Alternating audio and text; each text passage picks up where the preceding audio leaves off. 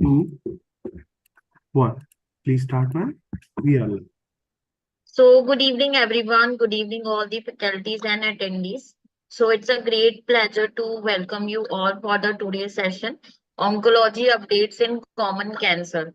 So, I would like to invite Dr. Varun Goyal, sir. He's a consultant medical oncology, Rajiv Gandhi Cancer Institute, New Delhi. So, it's over to you, sir. Good evening, everyone. First of all, it is my pleasure to welcome you all for today's CME. And today we are going to focus on latest update in the field of oncology, especially addressing common cancers that affect so many lives worldwide.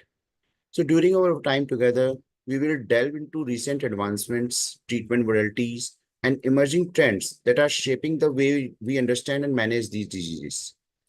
This CME session, which will be today and tomorrow, it will aim not only to update our knowledge, but also to foster collaborations and exchange of insights among healthcare professionals like yourselves, who are at the forefront of the cancer care.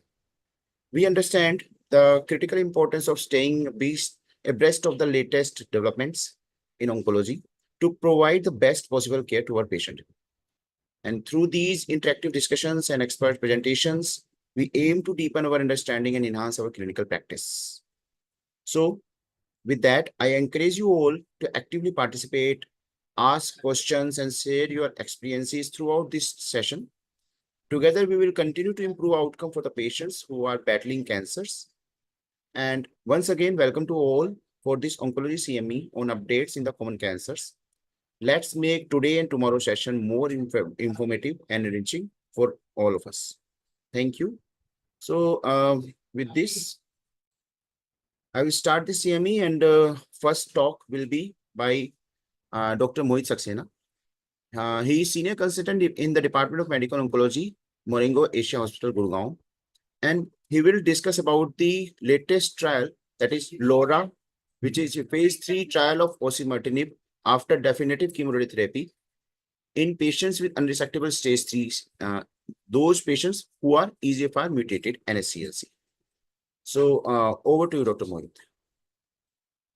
Hello, thank you, sir. Thanks for the organizer for the giving me the opportunity. Let me share my screen. I think. Okay.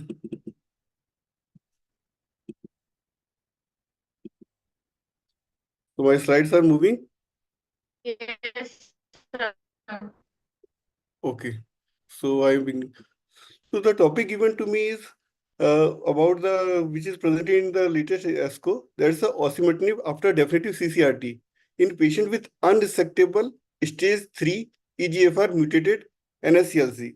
That is the results of phase 3 LAURA trial. So after the success of FLAURA and ADAURA, now it's turned about LAURA. We know about the success of osimertinib in the stage 4 setting, in the earlier lung cancer after surgery, and now today we will discuss about stage 3 NSCLC who are EGFR mutated and what happens after CCRT. So the primary result was that osimertinib demonstrated significant and clinically meaningful improvement in PFS in unresectable stage 3 EGFR mutated NSCLC following chemoradiotherapy. Now, what is the basis of this? So we all know that in the unresectable stage 3 NSCLC following CCRT, we offer patient consolidation durvalumab. And of course, we know that data of the Pacific are impressive, that the hazard ratio of 0.52, but that's not true for the all subgroups. If we talk about the specifically the EGFR mutated subgroup, then the post-hoc subgroup analysis shows that the hazard ratio is only to the tune of 0.91. So it's not the impressive in the EGFR mutated. Till the results of LAURA, of course, we don't have any other choice. So we were using this in this particular subset as well. But now we will discuss about LAURA. And of course, I think that after results of LAURA, you might be thinking about changing your practice. So that is the practice changing. And why we are trying osimertinib in this particular subset, that's based on the phase 2 RESEL study that was the study of erlotinib, which was compared with the chemo plus radiotherapy. And of course, the result was, I think, the PFS advantage was achieved 25 months versus 9 months. But it was phase 2 study. And there were some real world data as well when we try this drug in this particular subset. But there is no phase 3 data till now. before this publication of this trial. So, and of course, we don't have any approved targeted therapy for unresectable stage 3 NSCLC. We just have the durvalumab, that is immunotherapy, not targeted therapy. So what they did in the LAURA phase 3 trial, the patient with locally advanced, unresectable stage 3 EGFR mutated NSCLC patient who didn't progress following definitive CCRT. The maximum time between the finishing CCRT and randomization was 6 weeks. The age was 18 years or more, the PS was 0 to 1, and of course, in the stage 3 NSCLC, either exon 19 deletion or del 19 or L858R. Both were included. And they were randomized into 2:1 fashion to either receive osimertinib 80 mg per day or placebo once daily. There was stratification was done by concurrent versus sequential, 3A versus 3B3C, China versus non-China. We'll discuss later on. And the treatment was continued till progression or toxicity or another discontinuation criteria. So there was not any clear timeline in this particular trial. And of course, if we talk about the primary endpoint, it was the PFS. And in the secondary endpoint, of course, these are OS, CNS PFS, and safety. So that's how the trial is designed. It's quite straightforward design. Their mindset was quite clear that what they want to prove. Now, it was done the multi-step process. The randomization was in 2:1 fashion. So first primary analysis, which we will discuss today, will be focusing on the PFS. The idea is that study has designed the 90% power to detect a PFS hazard ratio of 0.53. At 5%, that is two-sided significance level. And of course, if it will translate the PFS advantage from 8 to 15 months. If the study achieves the PFS advantage, then plan is to do the OS analysis in the interim and the final. And if they achieve the OS advantage as well, then they will calculate the CNS PFS. That's the idea of the publication. So today we will discuss about the primary analysis of the PFS. So there were 116 patients were randomized. 143 patients received osimertinib and 73 patients received placebo. And the drug was discontinued in 44% cases in the osimertinib arm and 90% cases in the placebo arm. And you can see that the reason for discontinuation, the disease progression was 25% in osimertinib versus 74% in placebo. If you look at the side effects, then only 13% patients were discontinued because of the side effect of osimertinib while only 7% patients were discontinued because of side effect of placebo. And osimertinib was continued post progression in the 28% of patients. That is still ongoing. And if you look at the placebo arm, then there was 81% crossover. Of course, the patient failed after placebo, then the first best choice is the osimertinib. So 81% patients received osimertinib in this particular subtype. The median follow-up was 22 months in the osimertinib versus 5.6 months in the placebo arm. Now, if you look at the baseline characteristics, then there are well met. The age, the sex ratio, that is smoker, the never smoker was 71%. Of course, most are adeno. So that's why the adeno are almost 95, 97%. And if you look at the stage, then the stage is 3A, 3B, 3C, then it is almost matched.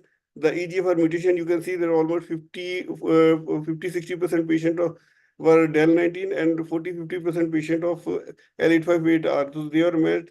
If you look at the concurrent chemoradiation is 92% in the osimertinib or 85% in the placebo. So almost the groups are matched. And now look at this is the beauty of the graph. What you can see that the osimertinib is superior to the placebo in terms of PFS. You can see that is at 1 year it is 74% versus in osimertinib versus 22% with the placebo. At 2 years it is 65% with osimertinib versus 13% with the placebo. Overall it is 39.1 months versus 5.6 months. And of course the hazard ratio is 0.16. That is, you can see that is 84% relative risk reduction. So it is a huge number. Of course, you can never think about even in the overall, in the Pacific, it was only 0.54 or something. But in the EGFR mutated, it is only 9.91. So its 0.16 is quite impressive. Of course, you will incline towards using osimertinib with this particular subset. And if you look at the investigator assessment, then of course the data is similar. That is, the median PFS is 38.9 months versus 7.3 months. The hazard ratio here is again 0.91, that is 81% relative risk reduction. And of course, you can see the 1 year and 2 year PFS advantage. At 1 year, 74% versus 27%. and at 2 years to 62% versus 10%. So it's quite clear that this drug is effective. The curves are separated in a big manner, and of course we will all inclined towards using this drug after I think the publication of this trial. So this is practice changing. That's what I feel.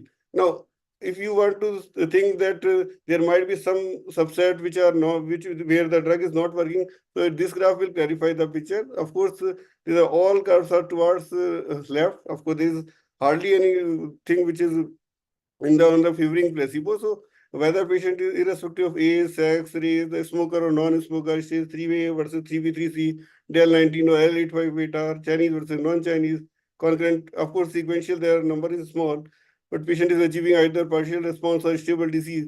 Everywhere the drug is effective. It's not like that there is particular subset where it is effective. In any stage 3 patient who are EGFR mutated, of course, after CCRT, you can within 72, if they are not progressing within 6 weeks, then we can offer osimertinib to those patients.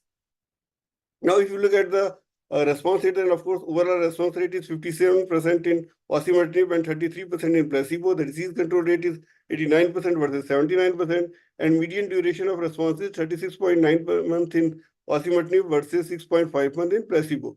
So, of course, this drug is effective. Now, if you look at the site of progression, then of course, in the lung, we think about the progression in the brain and lung, but in comparison to placebo, these are quite less. If you look at the brain, then they are 29% in the placebo versus only 8% in the osimertinib. So it looks like this drug is effective in the brain as well. But of course, the CNS PFS will be calculated later on. Now, the interim analysis of overall survival, there is, of course, we know that there are 81% of patients are having crossover in the placebo arm. So, of course, you might think that this is not great at 36 months. That is 84% in the osimertinib arm versus 74% in the placebo arm. So, numerically, it is better. But if you look at the significance, it is 0.53. So, of course, we will wait for the final OS data. But at least there is trend toward better OS is seen despite crossover. So, if the right time to start osimertinib is probably after finishing the CCR. Of course, we will wait for the final OS results. Now, if you look at the safety, then of course, in any cause, the drug is quite safe. We have all used this drug. The grade 3 or more are 35% adverse event in the osimertinib arm versus only 12% in the placebo arm. And adverse event leading to death is 2 in the all case cause in the osimertinib versus 3% in the placebo arm. But if you look at the causally related, that is the directly related to osimertinib, then the grade 3 or more are only 13% in the osimertinib arm versus 3% in the placebo arm. And there is one death that is related to osimertinib, that is because of the pneumonia. We will discuss later on. So this picture summarizes the adverse event which are more than 10%. Of course, the radiation pneumonitis is a big problem. But if you look at the data, then most of the adverse events are grade 1 or 2. Grade 3 or more are quite less. They are in the radiation pneumonitis is only 2% with the grade 3 or more, though 48% overall. Diarrhea is 36% overall, but only 2% having grade 3 or more. And pneumonia, if you look at that, 11% in the overall, but 3% grade 3 or more. And of course, there are other side effects like rash, paranoia, cough, decreased appetite, dry skin, pruritus, stomatitis, decreased WBC, anemia, etc. But now they have calculated as a group. So in the ILD, that is interstitial lung disease, was seen in 8% with the osimertinib arm versus 1% in the placebo arm. But and most of them are grade 1 or 2. But there is, of course, one death. So that's 1%. The grade 5 adverse event was reported in this particular study. So that I think the ILD is something which we should keep in mind, because of course patient is having CA lung, then exposed to radiation, and this. So at least we should be cautious about the lung part, and we should do the regular imaging. The imaging was done in the 2 monthly fashion up to the 48 cycle. Thereafter, it was done every 3 months. So to conclude, in the LAURA, the osimertinib demonstrated a statistically significant and clinically meaningful improvement in PFS versus placebo in unresectable stage 3 EGFR mutated NSCLC following definitive chemoradiotherapy. It is practice changing. Median PFS was 39.1 months with the osimertinib versus 5.6 months with the placebo. So the hazard ratio was 0.16. There was the 84% relative risk reduction. And of course, PFS benefit is consistent across all subgroups. Of course, entering OS shows the positive trend in favor of osimertinib despite high crossover. That is 81% crossover in the placebo arm. 81% patients in the placebo arm started taking osimertinib. Despite that, there is trend towards better OS. Of course, it is interim OS analysis only. The safety of osimertinib post-chemoradiotherapy is as expected and manageable. We have all used this drug, so we know that it's quite efficacious and quite safe. And of course, by all this, of course, the EGFR mutation testing is critical in stage 3. And I would like to say that not only stage 3, but any NSCLC patient, because there are other trials to ensure the optimum outcome for the patient with the EGFR mutated NSCLC. So now the osimertinib will become the new standard of care for patient with unresectable stage 3 EGFR mutated NSCLC who have not progressed after definitive chemoradiotherapy. So, thank you, Dr. Mohit. Yes, sir. Just to add 2-3 questions which comes in for mind. First is, after stage 3, we have 2 options now. After CTRT, either we can give Durva or we can give this osimertinib. So, obviously, EGFR mutation should be done in all. But if we have done by reflex and just reflex panel, and we have got to know that PD-L1 also is more than 50%. So then what is your preference? Like, because then also you just out of 2 drugs, which drug will you give for this patient after completion?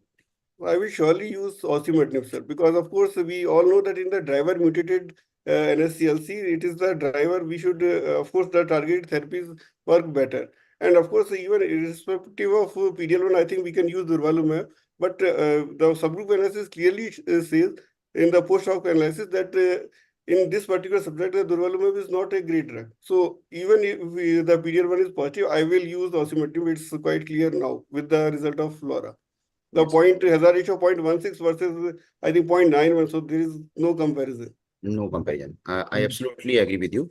Second question is, although yes, yes, Dr. I just wanted to add one point here. Yes. We are running a trial for Pacific 8, which is like one step ahead of Pacific. And they are adding durvalumab plus domvanalimab as post-CTRT. And this is a strict criteria, as Dr. Mohit mentioned, after the post-hoc analysis. This trial, when it started itself, they had a exclusion criteria. If the patient is having driver mutation like EGFR and ALK, they will be excluded. They will not be taken up for the study. So Dr. Mohit said very rightly, the choice is very straightforward. We will not use PD-L1 if there is a driver mutation like EGFR or ALK1. Yes. So second question is some practical issue. Although now very good PAP have been given by the company, even better than the previous one, but still patient is not affording. Whether you extrapolate and you will give first or second generation TKI to those patients or otherwise? Sir, it is quite tricky question, but I would not be able to use beyond the clinical data. Of course, the logic says that we should use it, but we don't have any data of the erlotinib has some phase 2 data, but I don't think that we should practice based on the phase 2 data in the stage 3 NSCLC. Of course, in the stage 4 setting, we all use phase 2 data in our clinical practice. But in stage 3, I don't think we can use. Yes, at present there is no data. So after proper discussion, maybe MSc discussion can also be done. After that, only if in few patients we can try. Otherwise, it is a tricky situation right now. So with this, thank you once again, Dr. Mohit. We'll move over to the next session, and next talk will be taken by Dr. Bhavesh Balotia. He is a consultant medical oncology in the Thangam Cancer Center, Namakkal, Tamil Nadu. And he is going to discuss about the 5-year follow-up data of Crown study, 5-year PFS and safety update regarding use of lorlatinib versus crizotinib in ALK-positive NSCLC. So over to you, Dr. Bhavesh. Thank you, Dr. Varun, for the invite, and I hope my screen is visible and I'm audible. Yes. Okay, so after a very superb lecture and a very excellent molecule, osimertinib, we'll be talking about lorlatinib, which is again one of the hero and similarly like osimertinib is there in EGFR, lorlatinib is there in ALK positive patients. So what I am going to just narrate is the 5-year update which was read in this ASCO by the first author Benjamin Solomon. And this is a 5-year update of this phase 3 crown data, which used crizotinib and lorlatinib head-to-head in first line in ALK positive NSCLC. These are all naive patients. So these are all first line patients. And I'm Dr. Bhavesh. I'm the head of Department Medical Oncology at Thangam Hospital. We are at Namakkal, Tamil Nadu, and now we have also started our center in Kanpur, Uttar Pradesh. So starting with the crown update, how did the background start? So initially what was understood was the lorlatinib. So this is a very unique molecule. It's very selective. It has a reversible action and has excellent CNS penetration. And this is one of its kind third generation ALK TKI with a very broad activity against ALK mutation as well as ALK resistance. And this is compared to second generation has been proved in multiple study.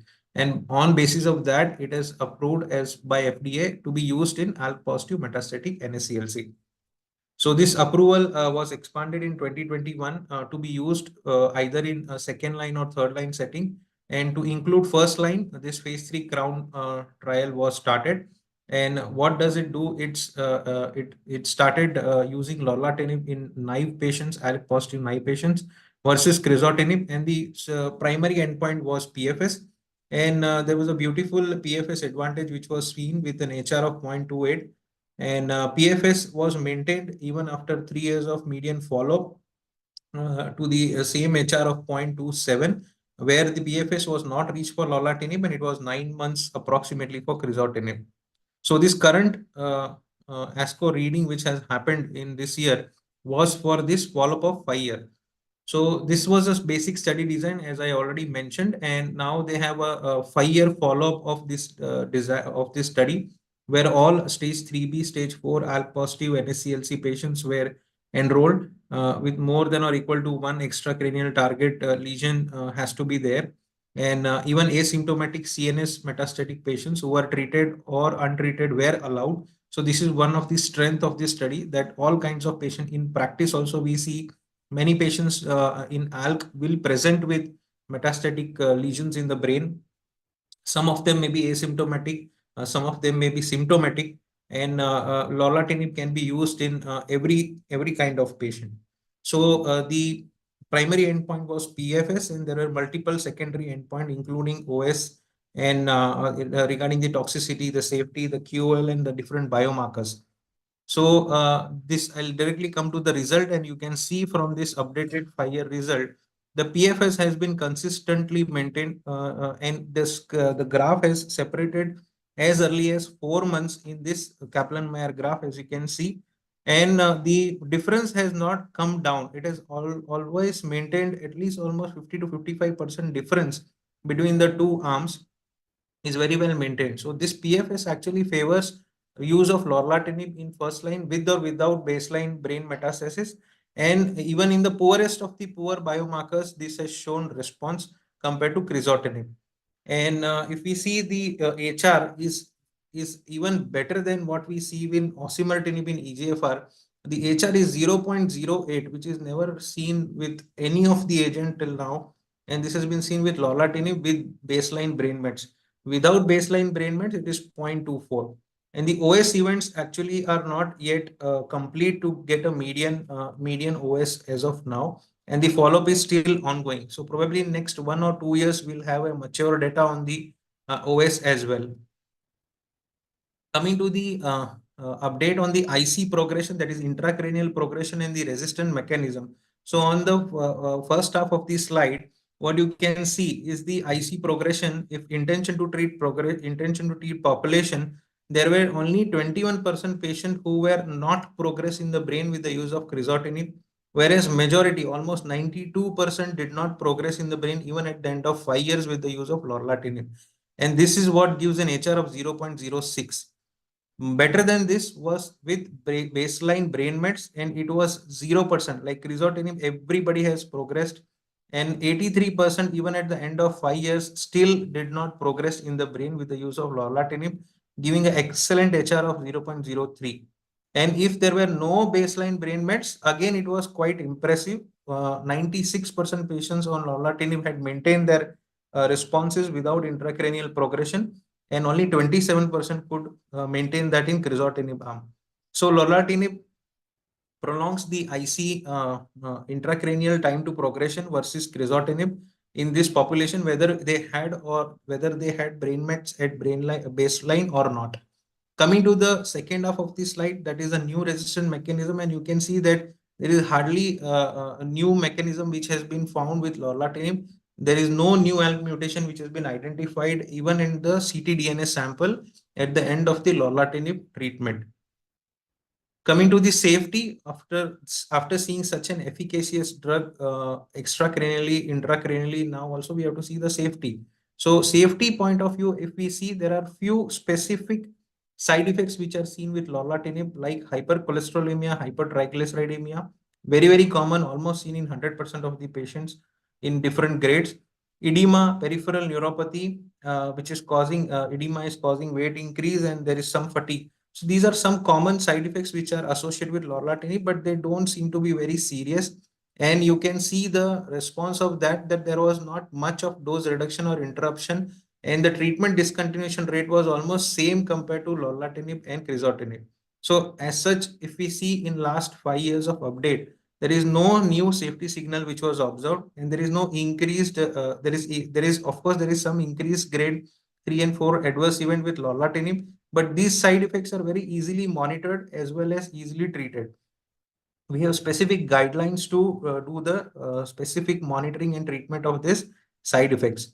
And majority, even the CNS adverse events, most of them were grade 1 and 2, almost 86% of them.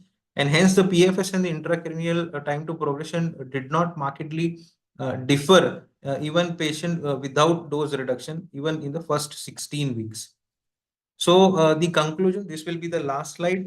So what do they conclude? That PFS is still not reached, and at the end of 5 years, it is 60% patients who are still on lorlatinib versus only 8% with crizotinib. 92% patient had not progressed in the brain. PFS has remained substantially consistent across all the subgroups. Fortunately, there are no new safety signal irrespective of the usage of lorlatinib for such a long time, even 5 years and beyond. And there are no new resistant mechanism which has been seen. So overall, this is like a winner, and this is what I think is the best drug which is available as of now in this setting. So this is my team, and we have 2 new people who have added. And thank you for the patient listening. Now we are also at Kanpur. Thank you so much. So congratulations. So just a few questions. In first line, whether you give some in few patient, maybe in specific circumstances, sequencing, or everyone should receive lorlatinib. If I think the cost way, is aside, otherwise. okay. So if cost is not a problem, I think lorlatinib is quite potent. As we can see that even at the end of 5 years, 60% of the patient are still on lorlatinib, which has not been seen with any other molecule. I think the closest one is alectinib, which has shown a very good data, but I think lorlatinib has superseded that. And if we use lorlatinib in second line, you can see that this is not going to give a second PFS, which is going to be 5 years. That is hardly 8 to 12 months. It is not going to be very good if we use this potent molecule in second line. So I think if the patient wants to be on one single drug, don't want to change frequently, and if we can monitor the drugs properly for side effects, I think lorlatinib should be the drug of choice. So one more question. So after 5 years of follow-up, or otherwise in our clinical practice, few of our patients may be in CR. So, and continue medicine after CR, it is very difficult to counsel them, because they obviously they have to take one bill, although there is no much side effect, all the patients are fine, quality of life is better. Obviously they were affording that, only they were taking, but still there is treatment fatigue. So, what is your take? After if close follow-up, can we put those patients on close follow-up only of treatment if patient have achieved CR maybe after 2 years? So I think this is a difficult question because if the patient is responding and he is not having too much of side effect, because we'll come to know within first 1 year or 2 years that whatever side effects are has to happen will happen in that time. And beyond that, usually patients will keep taking. And the way Indian patients are getting the patient support program, even financial burden is not there beyond 4 to 5 years. After 5 years, hardly you have to just purchase for a month and they'll give you the whole year free. So financially, there is no burden. Toxicity wise, if the patient is in good shape and efficacy is excellent, as you are saying, if the patient is in CR, I think patient will be very motivated because nowadays we see this chronic disease like diabetes and hypertension. People take for 20 years, 25 years, and 30 years. So I think 5 years and 10 years with simple medicine should not be a big problem. So your take is we should continue. We should not give drug holiday. Yes, yes. I mean, in every way, efficacy will be maintained. Toxicity is not there. Finance is not a burden. So there is nothing which is limiting the patients to take the medicines. Yes. Yes. So with this, thank you, Dr. Bhavesh. We will Thank you. move on to next session. Next talk I will take, and that will be Yes. on role So of this session is sponsored by AstraZeneca. So I would like to invite Dr. Varun Goelson for taking this session. yes. So let me share my slides.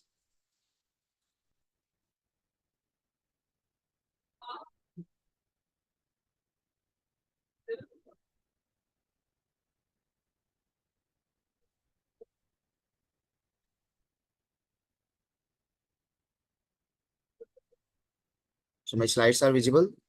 Yes, sir, your slide is visible. Yes.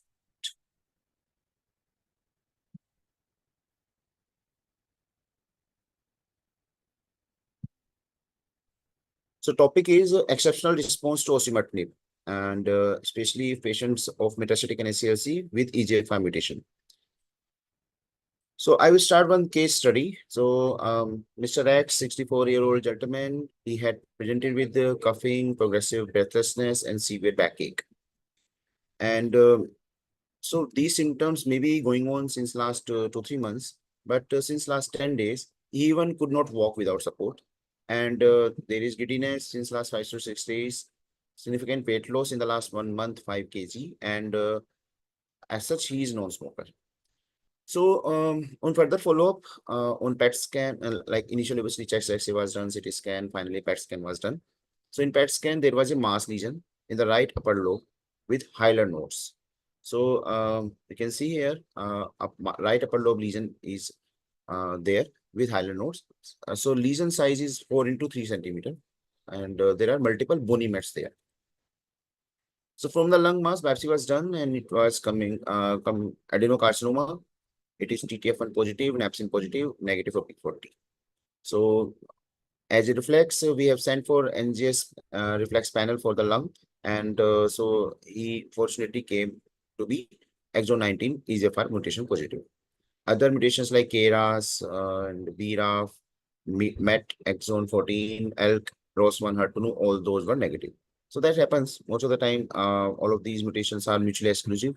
Either one of them is usually there, but there may be some few special circumstances. But here only EGFR exon 19 mutation was there, and PDL1 was negative. Fortunately, because so there was no confusion. Only EGFR mutation is there. So because patient unable to walk, giddiness, complain, and also in any case, as a staging workup, we should do MRI brain in each and every stage 4 metastatic NSCLC patients.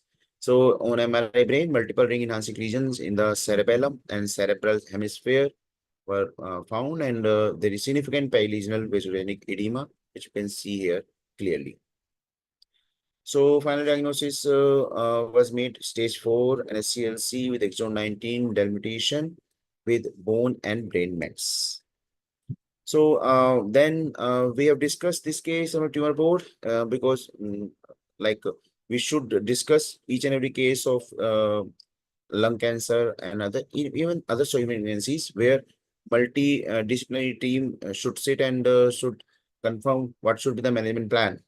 So there it was decided to give local radiation therapy for brain mets versus EGFR TKI. So it was discussed, but because patient was too much symptomatic for the brain mets, is complaining of dizziness, not able to walk and all, and there are cerebral lesions. So radiation therapy was opted, and with that EGFR TKI was also have to be should be started. It was planned.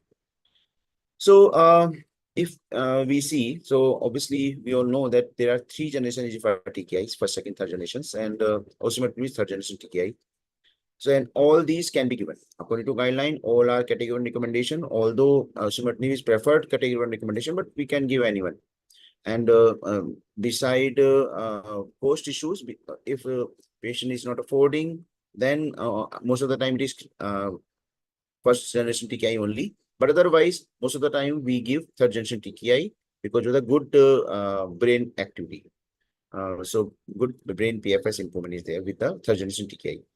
So we can see here in this bar diagram that if we compare median PFS of these different landmark studies. So just as a note that we all know that study to study comparison should not be done, but as a reference point purpose for the patient management plan purpose, we have to look like that, because there is no head-to-head study. If we want to compare afatinib versus osimertinib, so there is no study. Every study is with compared with gefitinib only. So median PFS with the first generation TKI is in the tune of around 10 to 12 months. And with second generation TKI, median PFS have increased a little bit, and from 13 to 14.7 months with dacobatinib, but with a whole lot of toxicities which we have patient have to face. So third generation TKI osimertinib, unheard of median PFS that is around 20 months have been achieved with FLORA study. And so it has surpasses each and every first and second generation drug in terms of PFS. What about CNS penetration of osimertinib? As I've already told you, because patient was too much symptomatic for CNS mets, then that's why we have opted for CNS radiation. Otherwise, if patient was stable, maybe we can skip radiation and we can directly go to third generation TKI because of the good CNS penetration of osimertinib. We can see here that osimertinib demonstrated higher mouse brain concentration if compared with the first generation or second generation TKI. So if in the dose of 25 milligram per kilogram, osimertinib plasma Cmax is 0.82 and brain Cmax is 2.78. That is very, very better if we compare with the gefitinib brain Cmax. So individual regional distribution with osimertinib can be seen in this figure also. And so each and every case mouse model, if given osimertinib, have penetrated very well in compared to first generation TKI. That's why newly diagnosed EGFR mutation positive NSCLC patient, if brain mets are there, if patient is symptomatic or not. If symptomatic only, then local therapy in the form of either SRS or surgery should be given. Otherwise, we can directly go ahead with osimertinib because of the good CNS penetrability. If patient already had progressed on first or second generation TKI, because of some reason we could not have started third generation TKI because of the non-availability, because of the affordability. Most of the time it is because of the affordability only. In that case also, if brain mets are symptomatic and if patient had already progressed on brain with brain mets, then some local treatment. Otherwise, if T790M mutation is there, we can switch over to osimertinib. If that mutation is not there, we can give some SRS or WBRT. And if systemic control is there, we can continue same TKI. Each and every patient should not be shifted to osimertinib in that case. So in FLORA study, it has been demonstrated that osimertinib has a superior systemic PFS benefit regardless of the CNS disease status. So we have, I've shown you 2 years. So best PFS, that is around 20 months, and CNS PFS also better. What about if question arise, if what is overall PFS if patient already harboring CNS mets? So whether patient is harboring CNS mets are upfront or not, whether those were already treated or not. median PFS benefit is there. Hazard ratio is almost same in both the subgroups. It is 0.46. So that's why in baseline asymptomatic CNS Mets patients, median CNS PFS is 15.2 months, while baseline asymptomatic CNS Mets patient otherwise, which have been seen, median CNS PFS is also there, not reached versus 13.9. So intracranial CNS response was not assessed in Lux Lung 3, 6, or 7. Systemic clinical benefit was observed in Afatinib versus chemotherapy, but not versus Gefitinib. CNS and systemic clinical benefit were observed with Osimertinib versus first generation TKI. Patients with brain mets were excluded from the Archer study. That is very important to note. And data on brain mets were not gathered in either Erlotinib or Gefitinib global clinical trial program. So keeping into mind all these study results, for bone mets, this patient have been given palliative radiotherapy to spine. And after that, zoledronic acid once in 4 weeks have been given for the symptomatic relief and to decrease further SREs. For brain mets, patient have been offered brain radiation, but after detailed discussion, patient denied to take brain radiation for fear of cognitive side effect later on. And he wanted to start with the drug only, TKI, and wanted to follow. And if further symptom worsening, then only he will opt for brain radiation. It was documented. And then started on the third generation Osimertinib, 80 mg per day as a standard dose. In the follow-up PET scan, so in March 2021, right upper lobe lesion, which was engaging right upper lobe bronchus, so it has decreased from around 4 centimeters. It has decreased to 2 centimeter size around, and reduction in the right hilar and paratracheal lymph nodes also have been seen. So there is a significant partial response with this single drop. So efficacy of Osimertinib versus first generation EGFR TKI in patient with brain mets in one other study, which have been published in 2022 in Neuro-Oncology Advances. It has been shown that CNS overall response rate, disease control rate, and median duration of response, CNS-wise, all parameters, third generation TKI is way better if we compare with the first generation TKI.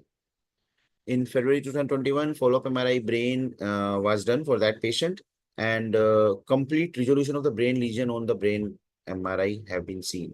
So very, very good news for the patient, and especially because initially he had denied of treatment which have been offered to him, that is brain radiation.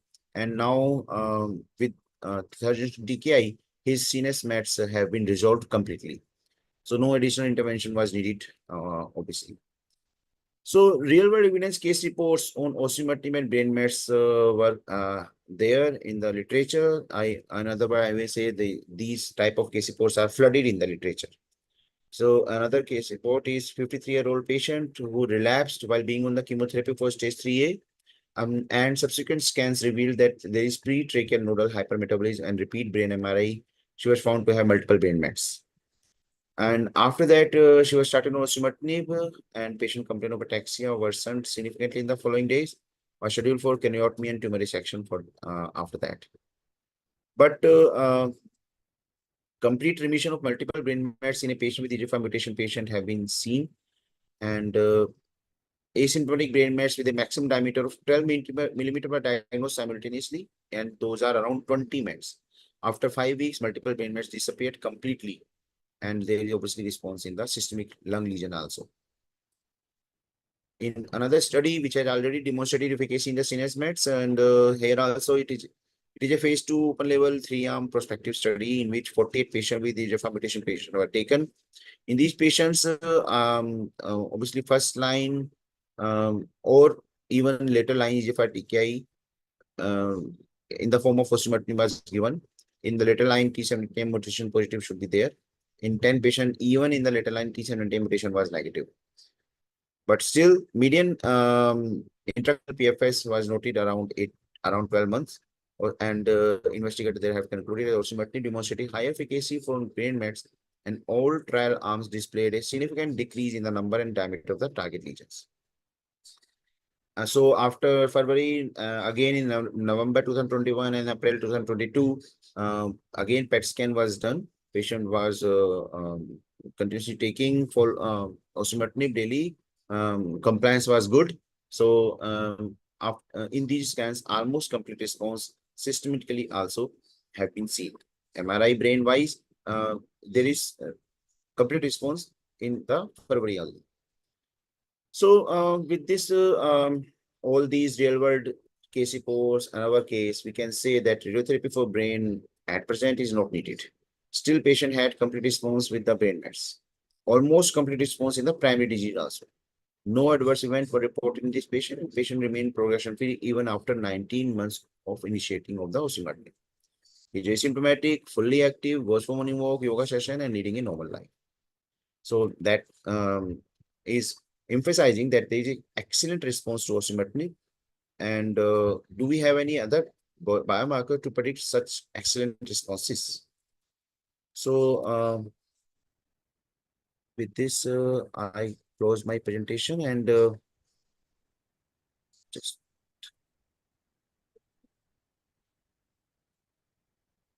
So I'll just share my slides, and I hope that my slides are visible and I'm audible well. Yes, yes. Sir, make it full screen, please. Yeah. Now, Yes. okay. Yes. Okay. So good evening, everyone. So without wasting much time, I will be starting my presentation. The topic that has been given to me by Roche is Atezolizumab plus chemotherapy and bevacizumab in first-line non-squamous metastatic NSCLC. To begin with, I will be discussing a few trials. To begin with, I will be starting with IM Power 150 trial. So just a disclaimer that this is for healthcare professional only, and the slides have been provided by Roche. So just to discuss the trial design of IM Power 150 trial. So it was a phase 3 study which studied the addition of first-line atezolizumab to chemotherapy and bevacizumab in non-squamous NSCLC. So in this, the stage 4 non-squamous NSCLC were taken. Patients who were chemotherapy naive and they were stratified according to their sex, PD-L1 expression, and liver metastasis. They were randomized into 3 arms, arms A, B, and C. The arm A had carboplatin paclitaxel chemotherapy combined with atezolizumab. Arm B had, along with chemotherapy of paclitaxel, carboplatin, atezolizumab, and bevacizumab both. And arm C had, with the chemotherapy, carboplatin, and paclitaxel, only bevacizumab. So arm B was the experimental arm, which had all the component atezolizumab as well as bevacizumab. Arm A had only atezolizumab, and arm C had bevacizumab. So these patients were then had maintenance therapy after the 6 cycle of carboplatin paclitaxel maintained on atezolizumab plus bevacizumab or bevacizumab until progressive disease. Co-primary endpoints were investigator assessed PFS in the ITT population and overall survival in the ITT population. So this was sought to answer the clinical questions of whether the atezolizumab addition to the standard of care bevacizumab, paclitaxel, and carboplatin will add any benefit or not. And if we replace bevacizumab by atezolizumab, so whether there going to be any benefit at all. Just to give a background, how atezolizumab anti-cancer immunity, it is enhanced through bevacizumab's VEGF-mediated effects. As we know that atezolizumab is a PD-L1 inhibitor and bevacizumab is a VEGF inhibitor. So how they are working in a synergy, that chemotherapy, when we give paclitaxel and carboplatin, it induces the immunogenic cell death and which triggers the release of tumor antigens. Bevacizumab, which inhibits VEGF-mediated suppression, so it's suppression of dendritic cell maturation stop, and which enables efficient priming and activation of T cell responses. Also, it normalizes the tumor vasculature, resulting in an increased infiltration of T cells into the tumor. And bevacizumab decreases the activity of MDSCs and regulatory T cells, which enables reprogramming of tumor microenvironment. So, working by all these mechanisms, so atezolizumab has a synergistic action over bevacizumab, and together they enhances each other tumor cell killing by T cell mediation as anti-VEGF signaling. So coming to the baseline characteristic of this arm, we see that both the arms are all the 3 arms are very well balanced, with the median age being 63 years. In the each tobacco uses, the never smoker were 20% and current smoker or previous smoker were almost 80%, which were divided into current or previous smoker. In all of the arms, 13% patient had liver metastasis at presentation, 11% patient were EGFR mutated positive, and 2 to 3% patient were ALK mutation positive. KRAS mutation was present in almost 30% of the patients. And if we look at the PD-L1 expression, PD-L1 negative, which is described by tumor cell expression of 0% and immune cell 0%, TC and IC 0, that was considered at PD-L1 negative, which were almost half of the population, and TC123 or IC123, which was taken as positive. So they were remaining half population.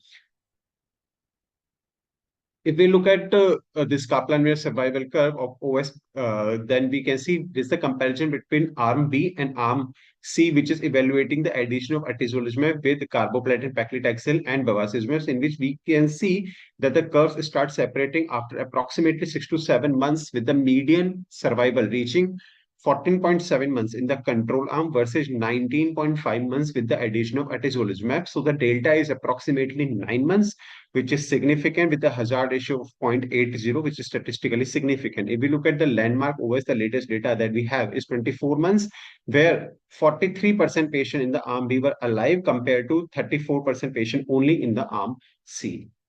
So improvement of median OS of 4.5 months, which was clinically significant. If we look at the ORR and DOR, which were improved in the ITT population, these are the 4 panels which show arm A, B, and C in each of the panel. In the ITT population, PD-L1 high, PD-L1 low, or PD-L1 negative. In all of that, you can see that arm B is performing the best with the best ORR. If we look at the median DOR in the ITT population, it was 11.5 months in the arm B, which was only 6.0 months with the arm C. So there was statistical, these were clearly very, very significant. In other subpopulation of PD-L1, the significance was maintained. If we look at the PD-L1 high subgroup here, the Kaplan-Meier curve shows that the hazard ratio is 0.70, which is even better. And PD-L1 high patient were the ones who derived the most benefit. In these patients, the median OS was 15.0 months versus 30 months with the addition of atezolizumab.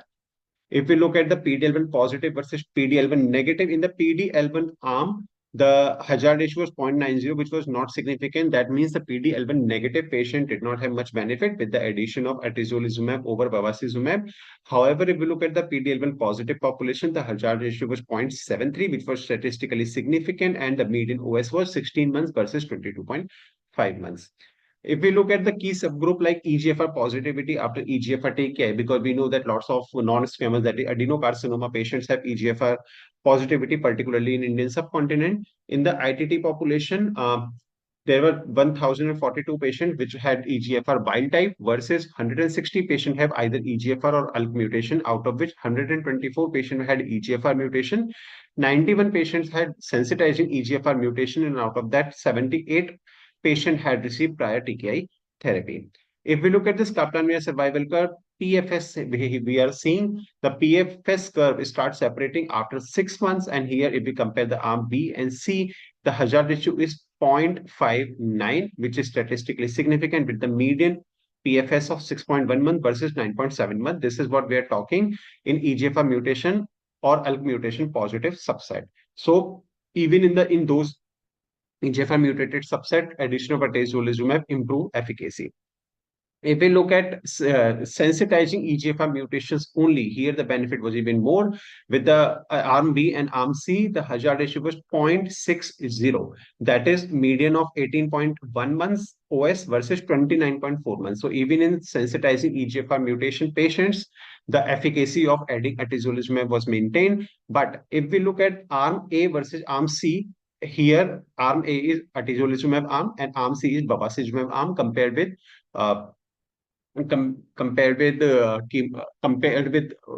combined with chemotherapy arm. Here we see that there is no benefit. Hazard ratio is 1. So there was no benefit whether atezolizumab or bevacizumab is given in these patients, but addition of bevacizumab plus atezolizumab gives the benefit. If we look at OS benefit in patients with sensitizing EGFR mutation who had received prior TKI, if we look at arm B versus arm C, the hazard ratio was 0.74, and there was continued clear separation of curves and OS benefit with addition of atezolizumab over bevacizumab plus chemotherapy, with median OS being 27.8 months versus 18.1 months. But here, if we look at arm A versus arm C, the Kaplan-Meier curve are almost overlapping, and no benefit was observed between arm A or arm C. So ORR and DOR were also improved with bevacizumab plus atezolizumab plus chemotherapy in patients with EGFR positive NSCLC. ORR rate, which was 42%, increased to 71% with the addition of atezolizumab to bevacizumab plus chemotherapy. So we can say in patients who have EGFR positive mutations, whether or not they have received prior TKI, we can use atezolizumab coupled with bevacizumab and chemotherapy. However, bevacizumab and atezolizumab alone should not be used. So this gives us a very good indication of using ACBP regime in EGFR mutated population where immunotherapy, we are really hesitant to use immunotherapy in such patients. Other key efficacy subgroup is liver metastasis patient, because we know that presence of liver metastasis, it portends a bad prognosis in such patient, but clinically meaningful PFS was observed for arm B and versus arm C in patient with liver metastasis at baseline. If you look at the data, the curve separating nicely, median survival was increased to 8.2 months versus 5.4 months. So with the hazard ratio of 0.41, which was statistically significant. If we look at landmark PFS, that is the latest one, the 18 months landmark PFS, the arm B has 23.3% patient versus only 1.8% patient, which is roughly nothing in arm C. So patient with liver metastasis have clinically meaningful survival benefit with IM power 150 regime, despite liver metastasis being a negative prognostic factor in NSCLC. We know that, but here also the addition of atezolizumab to bevacizumab is increasing the therapy effect. OS benefit were observed in patient with liver metastasis when bevacizumab was added to atezolizumab. If we look at the liver metastasis ITT, we compare arm B and versus arm C. The Kaplan-Meier curve separate early, and it stays separated for even after longer follow-up. And atezolizumab plus bevacizumab plus chemotherapy improves survival with the hazard ratio of 0.68. However, if we compare arm A versus arm C, then no OS benefit were observed when comparing arm A with arm C. So combination of atezolizumab plus bevacizumab is the key here. And in these patients, if we look at the ORR and DOR, the ORR of 41.1% with BCP regime is increased to 60.8% with the addition of atezolizumab in such patient. However, if we look at the median DOR, which was only 4.6 months with bevacizumab plus CP arm, it is increased to 10.7 months, which is near doubling of duration of response in these patients. Next subgroup that we talk about is patient with bulky disease. So an exploratory analysis for IM power 150 evaluated efficacy in arm B versus arm C using two different measures of bulky disease. So one is the high disease burden or low disease burden. So in high disease burden were classified as more than or equal to third quartile of the population, and low disease burden less than third quartile of the population and median. So if we look at these patients, the high and low disease burden defined by SLD and number of metastatic site. If we look, so in high burden subgroup arm B versus arm C, if we compare, the median OS was 15.5 months compared to 10.7 months in arm C, which is giving an hazard ratio of 0.70. If we look at the low burden disease here, also the median OS was increased from 17.1 month to 20.1 month. If we look at compared to the high burden and low burden according to the number of metastatic sites, we can see that arm B had median OS of 17.6 months compared to 12.5 months with arm C, and hazard ratio was 0.72. If we look at low burden disease, then 22.5 months versus 21.5 months, which is not really statistically significant. So we can say that the addition of atezolizumab was actually much better in patients who had high burden of disease. Although the benefit was there in both the kind of patient, but bulky patients had more benefit. So these data support the use of atezolizumab plus bevacizumab plus chemotherapy as first-line option for patient with a high disease burden. If we look at the safety profile, it was well-tolerated regime with a safety profile consistent with the known safety profile of each drug. And if we look at this, the median doses of received what atezolizumab was 10 in arm A, and arm B this for 12, which was okay. If we look at the treatment-related adverse event of grade 3 or 4, which was seen in almost 43% and 57% of the patient, and 49% of the patient in arm B and C. If we look at the adverse event leading to withdrawal from any treatment, it was the highest in arm B with 34%, and it was 25% in arm C. The most common immune-related adverse event was actually rash, which was there in 4% patient in arm A, 2% patient in arm B, and 1% patient in arm C. So overall, other side effects of significance were actually in the range of 2 to 3 to 4%. So it was well-tolerated regime. To summarize, IMpower 150, it met its both co-primary endpoint, at it is the only first and only phase 3 chemoimmunotherapy trial plus anti-VEGF, which was combined here to demonstrate a statistically significant and clinically meaningful improvement in PFS and OS in all-comer first-line non-squamous metastatic NSCLC. Clinically meaningful PFS and OS benefit were observed in all patients, including key clinical subgroups such as patients with EGFR positivity, ALK positivity, and liver metastasis. In these patients, usually we are a bit hesitant in using immunotherapy.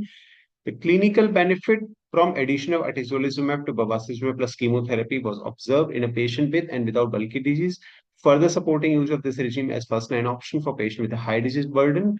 And atezolizumab in combination with chemotherapy plus minus bevacizumab appears to be well tolerated, and its safety profile is consistent with known safety risks.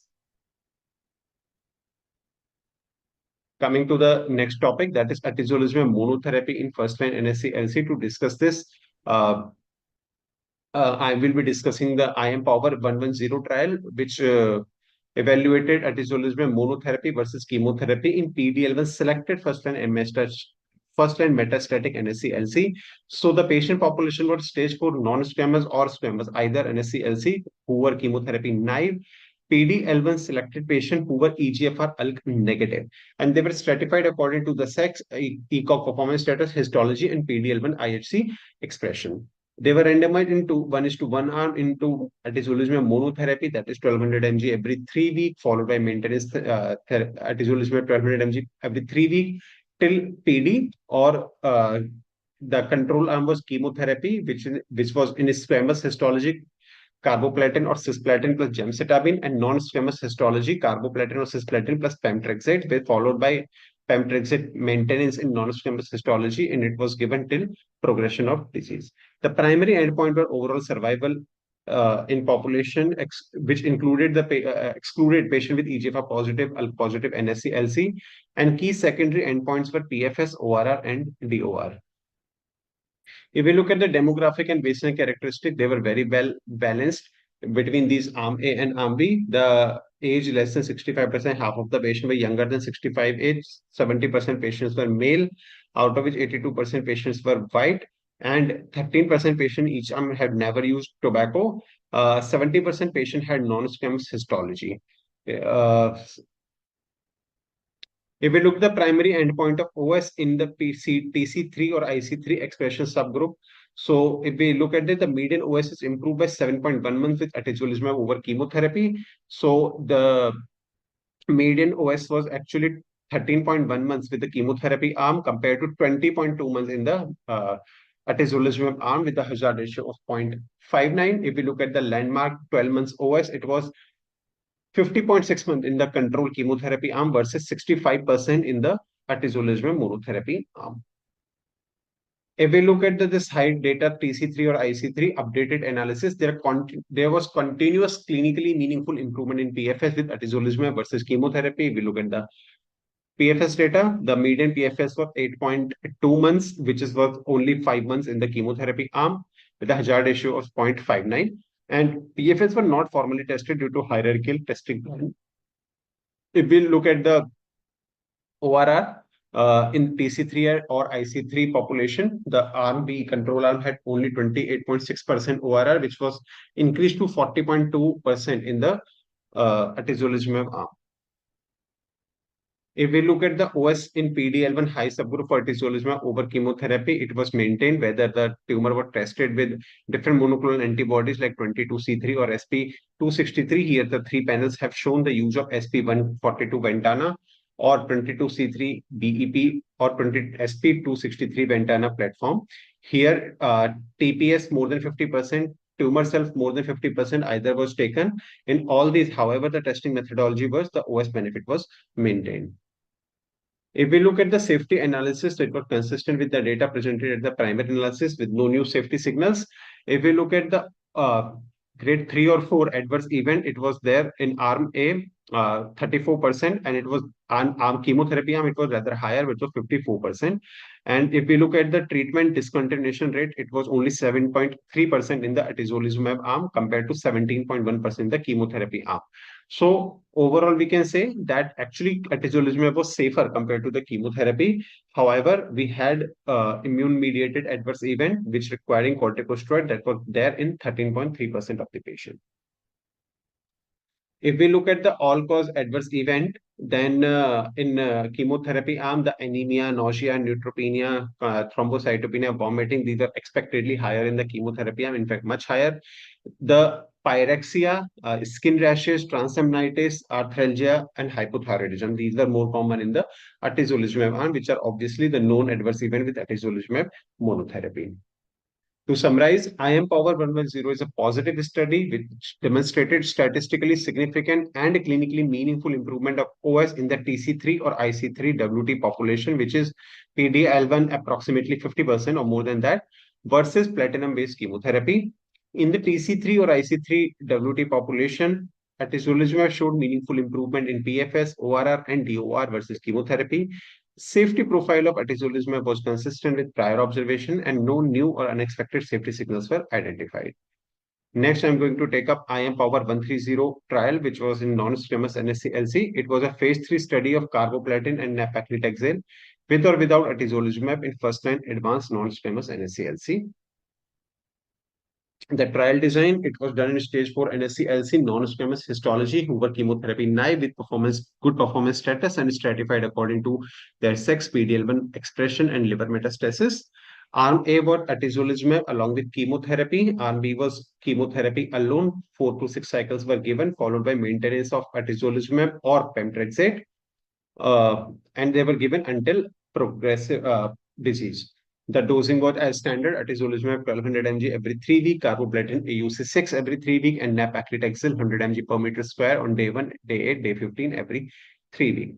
Switch maintenance to pemetrexed were rather permitted in the control arm, even though to begin with nab-paclitaxel and carboplatin was given. Co-primary endpoint were investigator-assessed PFS in ITT and OS in ITT. Secondary endpoints were investigator-assessed PFS and OS. So this we have already discussed. The cancer immunotherapy combined with chemotherapy could offer improved outcome in NSCLC. How it happens? Because active T cells change the tumor microenvironment, which increase the apoptotic tumor cell, which present new antigens which are taken care of by the immunotherapy. So release of cancer antigen happens, and cancer antigen presentation happens to the T cell with the priming and activation of PD-L1 expression. And trafficking of T cell to the tumor, followed by infiltration of T cell into tumor and recognition of cancer cell by T cell, and finally cancer cells are killed. So invigorating tumor-specific T cell immunity through PD-L1 inhibition may result in deeper, more durable responses versus chemotherapy alone. That was the concept behind it. If we again look at the rationale for combining atezolizumab with nab-paclitaxel versus paclitaxel, nab-paclitaxel is potentially steroid sparing. Paclitaxel is traditionally formulated in a solvent that is chemophore-EL to make it water soluble, and we know that it can cause a severe hypersensitivity reaction, so that is requiring pre-medication with corticosteroid. Steroid which are potentially immunosuppressive and may reduce the efficacy of cancer immunotherapy, while nab-paclitaxel is a solvent-free formulation and it does not normally require steroid-containing pre-medication. So that was the fundamental behind using nab-paclitaxel rather than paclitaxel. We look at the baseline curve. So the baseline characteristics were well balanced between both the arms, the atezolizumab chemotherapy arm and chemotherapy arm. 60% patients were male, 13 to 15% patient had liver metastasis, and 30% patient had bone metastasis at presentation. 11% patient were never smoker, while most of the patient were previous smoker. 50% patient in both the arms received 4 cycle and 6 cycle. Most of the patient were PD-L1 negative, while PD-L1 was high in 20% of the patient and PD-L1 was low in 30% of the patients. If we look at this PFS curve, the median PFS was increased from 5.5 months to 7.0 months with a hazard ratio of 0.64. and the median follow-up with atezolizumab arm was 18.5 months. If we look at the landmark PFS, then at the end of 1 year, atezolizumab plus chemotherapy arm had 29.1% PFS, which was double of what was offered with chemotherapy, that is 14.1%. If we look at this forest plot group, in the different clinically relevant subgroup, male, female, less than or more than 65-year, performance status, never smoker, current smoker, PD-L1, high, low, or negative, everywhere atezolizumab addition was giving its benefit, although, of course, the benefit was higher in PD-L1 high population compared to low or negative population. If we look at the OS curve, it was also significantly improved with the addition of atezolizumab to carboplatin plus nab-paclitaxel. The overall survival at the end of 2 years was 39.6, which is almost 40% compared to 30% with chemotherapy. If we look at the median OS, it was improved from 14 months with the chemotherapy arm to 18.6 months in the chemotherapy atezolizumab addition. If we look at the OS forest plot, here also, if we look male, female, less than or more than age 65-year, performance status, smoking status, liver metastasis, or PD-L1 status, everywhere we can see atezolizumab perform better than placebo with chemotherapy. If we look at the ORR and DOR, they were highly improved with the addition of atezolizumab to chemotherapy. The ORR improved from 32% to 50%. CR was also doubled, which is although negligible. PR was improved from 30.5% to 46.8%, and similar was the data with the SD and PDs. If we look at the safety summary, the nab-paclitaxel exposure was same, carboplatin exposure. If we look at the atezolizumab exposure, it was there for 7 months, which was higher than the chemotherapy. If we look at the grade 3 or 4 adverse event, it was there in 80.5% patient, and in the atezolizumab arm and chemotherapy arm, 70.7%. The treatment-related adverse event were grade 3 to 4 in 73% patient in the atezolizumab arm, and chemotherapy arm, it was 60.7%. Adverse event leading to treatment withdrawal, which happened in almost 1/4 of the patient in both the arms, and almost 80% of the patient required dose interruption or modification. So we can say that atezolizumab was a safe drug. And to summarize, IM-POWER 130 met its co-primary PFS and OS endpoints and demonstrated a statistically significant and clinically meaningful benefit of 4.7 months OS and 1.5 months PFS for atezo plus chemotherapy in the intention to treat WT population compared with chemotherapy alone. OS and PFS benefits were observed across all PD-L1 subgroup. Atezo plus chemotherapy had a safety profile consistent with adverse event associated with single agent therapy, and no new safety signals were identified. The IM-POWER 130 results support atezo plus chemotherapy as treatment option for patient with advanced non-squamous NSCLC, irrespective of PD-L1 expression. So, doing now what patient needs next. We should do what the patient would need in future. So that ends my presentation. Thank you for the patient listening. I'm open to any question, if any. So, thank you, Dr. Kapil. It was a very good presentation, and you have covered atezolizumab in advanced NSCLC patient, and that it can be given in various permutation combination, either as a single agent or with nab-paclitaxel or with chemo plus bev. So, at least first study which you have presented was, I think, is somewhat revolutionary. Like it shows that everything in oncology is not just head and tail. And even in EGFR or ALK positive patients, if because of any reason we are not giving those TKI, maybe because of the toxicities, maybe because of the visceral crisis, even because in those patients we tend to give chemotherapy. So why just chemotherapy? We can give chemo plus bev plus immuno in those patients to get good results, to get good responses. Later on, we can switch over to switch maintenance with EGFR or ALK TKIs. So I think we have covered all the topics, all the points. So we can move over to next presentation. So thank you once again, Dr. Kapil. And next presentation given by my dear friend and colleague, Dr. Manish Sharma. So he is a consultant in medical oncology in Fortis, Noida. And he is going to discuss about the Post-Monarch study. So in HR positive, HER2 negative patients, we all know about the CDK inhibitors, but what if patient progress on that? So we have maintained trial about the Quixana, where we can continue Quixana, we can just change the hormone therapy. But on the other hand, this Post-Monarch study, which have been published in this ASCO, it shows otherwise. Results are otherwise. So about that, Dr. Manish will discuss. So over to you. Thank you so much, Dr. Varun. Good evening. Good evening. Can I share my slides?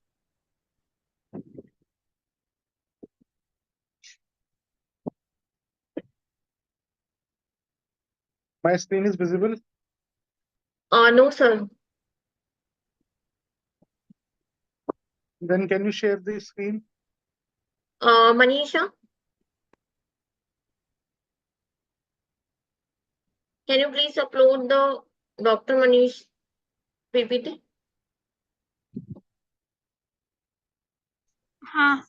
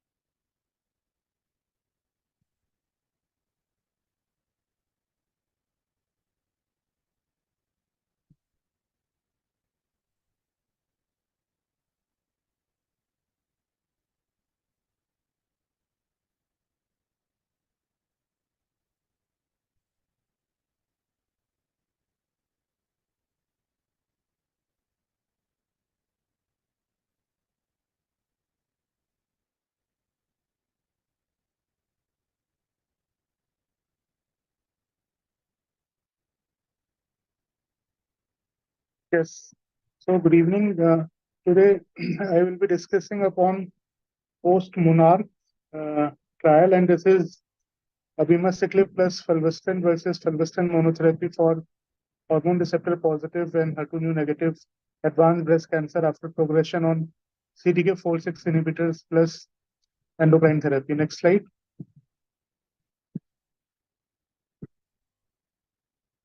So the standard first-line treatment for hormone receptor positive advanced breast cancer is CDK4/6 inhibitor plus an adjuvant endocrine therapy.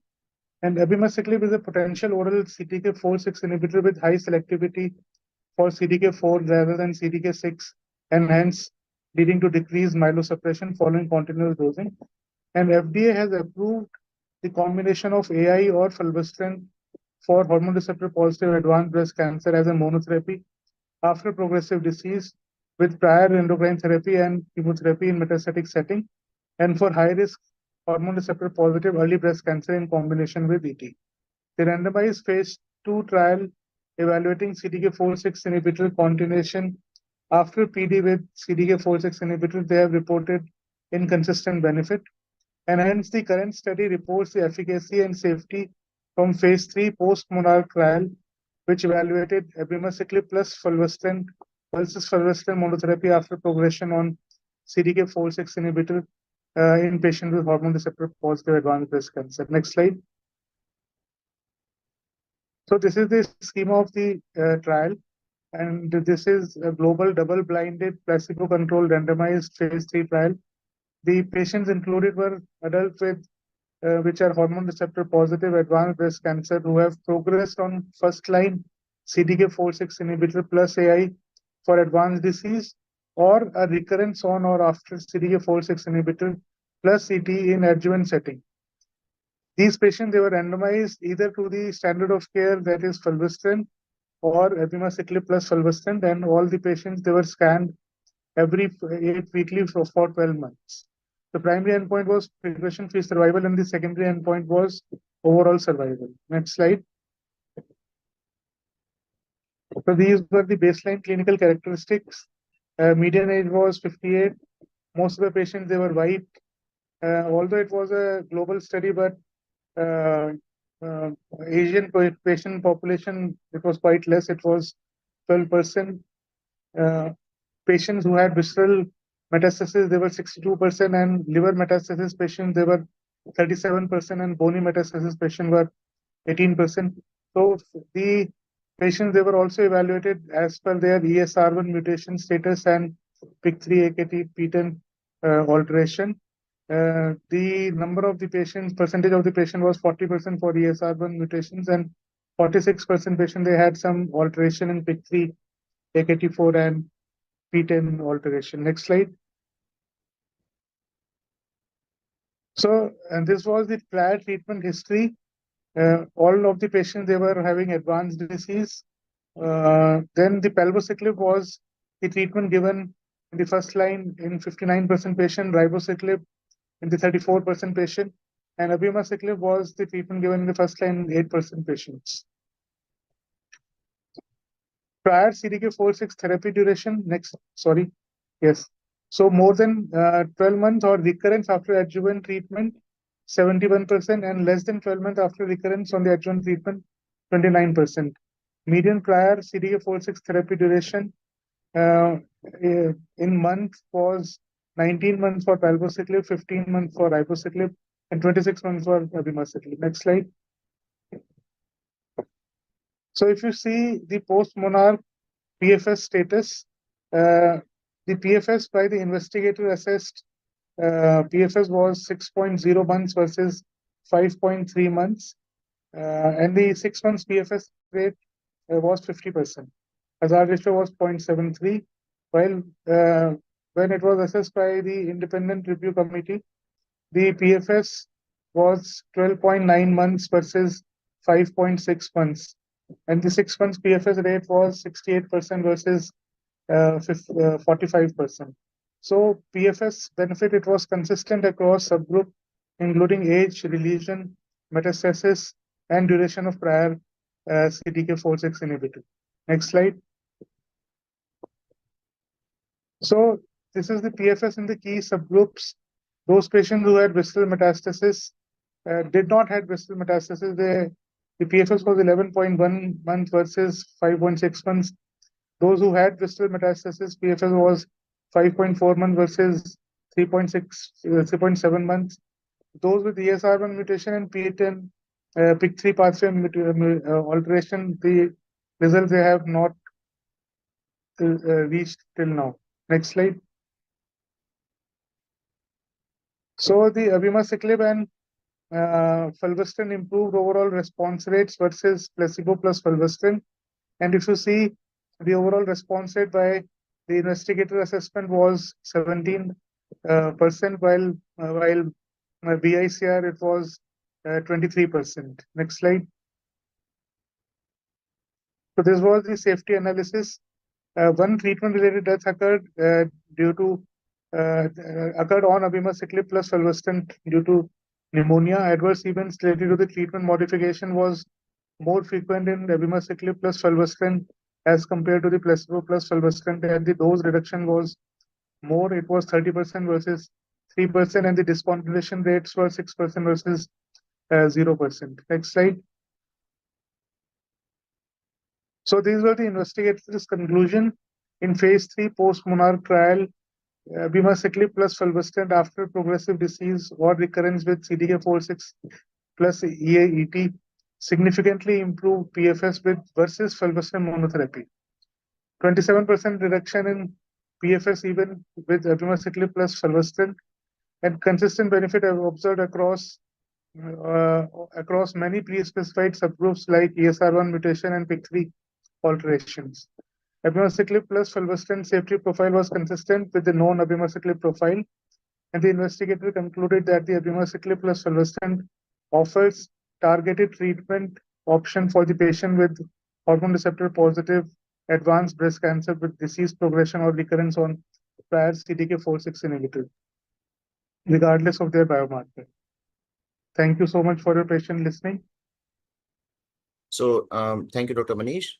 So as you have stated, obviously we have one more option, and so if patient progress on CDK and although patient was tolerating well, but just because of the progression, and if it is not a very florid progression, we can just change the hormonal arm and we can continue the same. same results have been seen in the maintain study.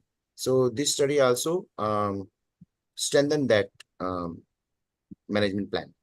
So otherwise, I think in that period, because that may be just our bridging period, in that at that time, we should go for other NGS, PIK3 and all to check what we are going to give if after next progression. Because this PFS2, if I may coin that, with continuation of the CDK, will not be much in So my at this moment, practice.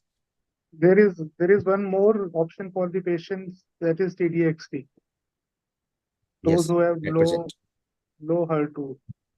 Yes, So, at but present, with the introduction of TDXT in the breast cancer paradigm, so it is very confusing. Now, every patient, if HER2 is not 3+, can be given. So many questions which we usually discuss in nowadays, that when and where we should add this.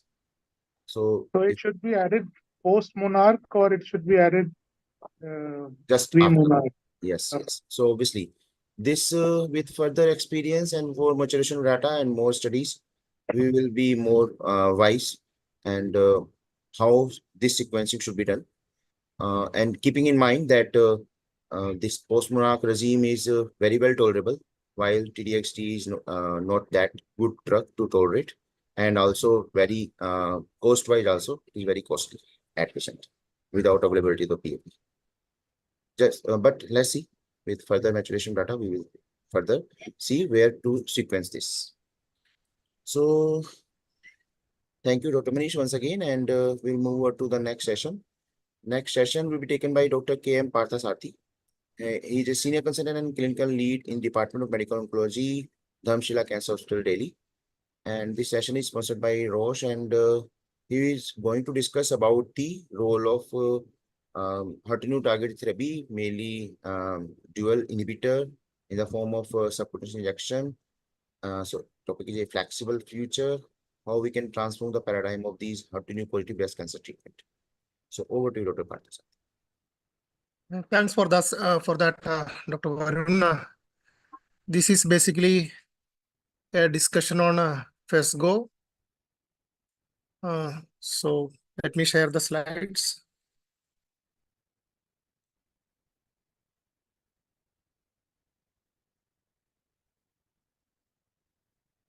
Is it visible? Yes, sir. Visible. Yeah, so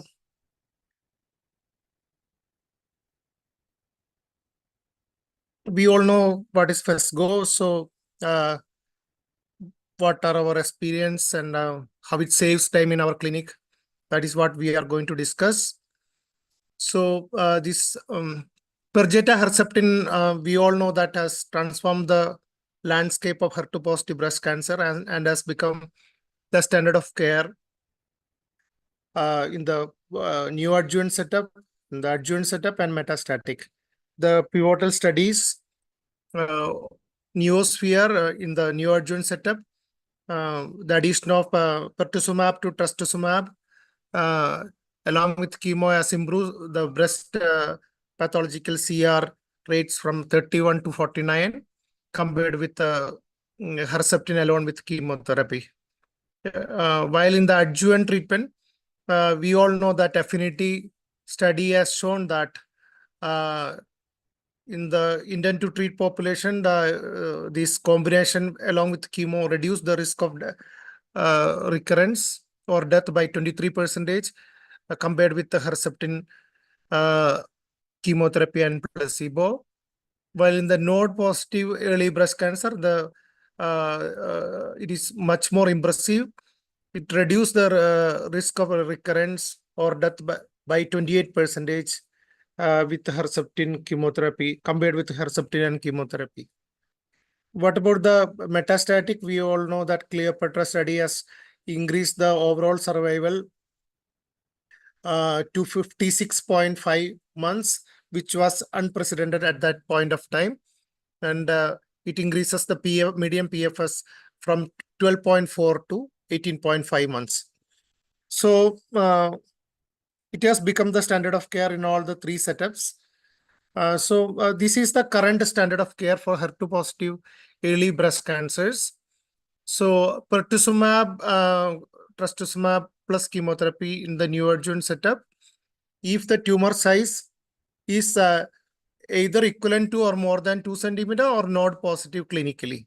So in the neoadjuvant setup, you are if it is so, then we are starting the neoadjuvant chemotherapy with the anti-HER2 treatment.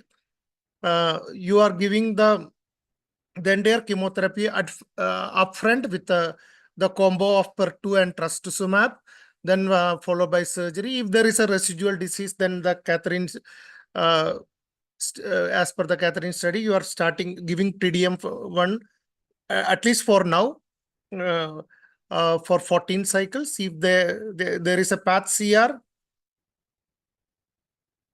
you are continuing with the PER2 and trastuzumab combination for a total of 1 year, that is 18 cycles. What about the very early breast cancer? If it is less than 2 centimeter and node negative, you can go for the upfront surgery. If it is pathological node negative, then you are giving 18 cycles of trastuzumab alone. There isn't enough data if in very early adjuvant anti-HER2 therapy double combination. So in the very early setup, you can get rid of the pertuzumab and give trastuzumab alone for 18 cycles along with taxane. There isn't any need for the anthracyclines or the carboplatin here. What about the node positive? Then if it is node positive, then you have to give the combination pertuzumab and trastuzumab as per the affinity study that we have discussed in the previous slide. So you are again giving for 18 cycles. So this is the current standard of care for the HER2 positive early breast cancer. And why we are doing FESGO, that is a sub-Q preparation. One, the long infusion and observation time, it will crowd our OPD setup. The pertuzumab is given for 30 to 60 minutes, followed by observation for another 30 to 60 minutes. And trastuzumab is again 30 to 90 minutes and observation for 2 to 6 hours. And the challenge of improving the resource utilization, this preparation, again, the preparation time is longer for the IV preparation, where in the sub-Q preparation, there isn't any preparation time at all. What about the need of an indwelling access? We need either chemoport or a PICC line for IV preparation. And again, the PICC line related complications of thrombosis and discomfort to the patient, and the need for frequent dressing and the cost incurred for that also coming into play. What about the some people will have even the problem of getting a good venous access, so the need for either chemoport or a PICC line. So FESGO is the first formulation in the in the whole of medical oncology, where you have got 2 different compounds, that is MAPS, pre-mixed in a kind of single vial for sub-Q injections. So it is formulated with a recombinant human hyaluronidase, that is to give a sub-Q pocket for accommodating the large drug volume. That is, you have to give a 15 ml total volume in the loading dose, followed by 10 ml in the maintenance dose. So it's a ready to use, absolutely no preparation time. It can be given over for slow sub-Q injection in the thigh region, approximately 5 to 8 minutes.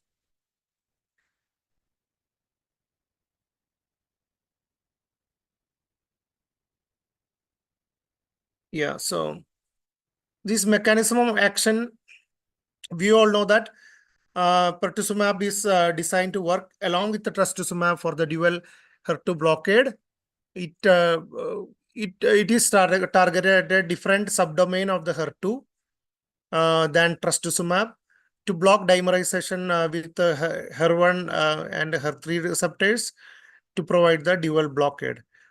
What is hyaluronidase? It is an endoglycosidase used to increase the drug dispersion and absorption of co-administered drugs when administered subcutaneously. It allows subcutaneous delivery of large drug volumes. It increases the permeability of subcutaneous tissue by depolymerizing hyaluronan based on the preclinical studies. And this subcutaneous pocket creation is reversible, and it is restored within 24 to 48 hours. So this is what happens. The subcutaneous layer contains a matrix of hyaluronan fibers and collagen fibers, which limits subcu administration of volumes to less than 1 ml. So the addition of recombinant this human hyaluronidase degrades this hyaluronan at the injection site and creating a pocket.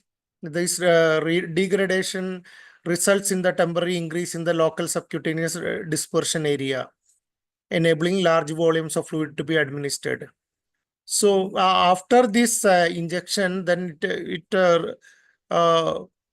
recovers, and the architecture of the skin is reformed within 1 to 2 days due to rapid clearance of recombinant this human hyaluronidase. So this is the diagrammatic representation. This human hyaluronidase, if it is not given, then if you are giving large volumes, but here 10 ml of 10% IVIG is injected. So here what you are seeing is that there is a lemon-sized swelling. But if you are using this hyaluronidase, then the skin is absolutely flat, and it will accommodate the volume without causing any bulge. This is the phase 1B study, which has shown that this study BO30185, the loading dose is 1200 milligram pertuzumab. That corresponds to the 840 milligram of IV pertuzumab and 600 milligram of trastuzumab, and the maintenance dose is 600 plus 600. And this there are 2 studies. One is Federica, that is a kind of the CTRF we are measuring. It is ongoing. The interim primary analysis was published in the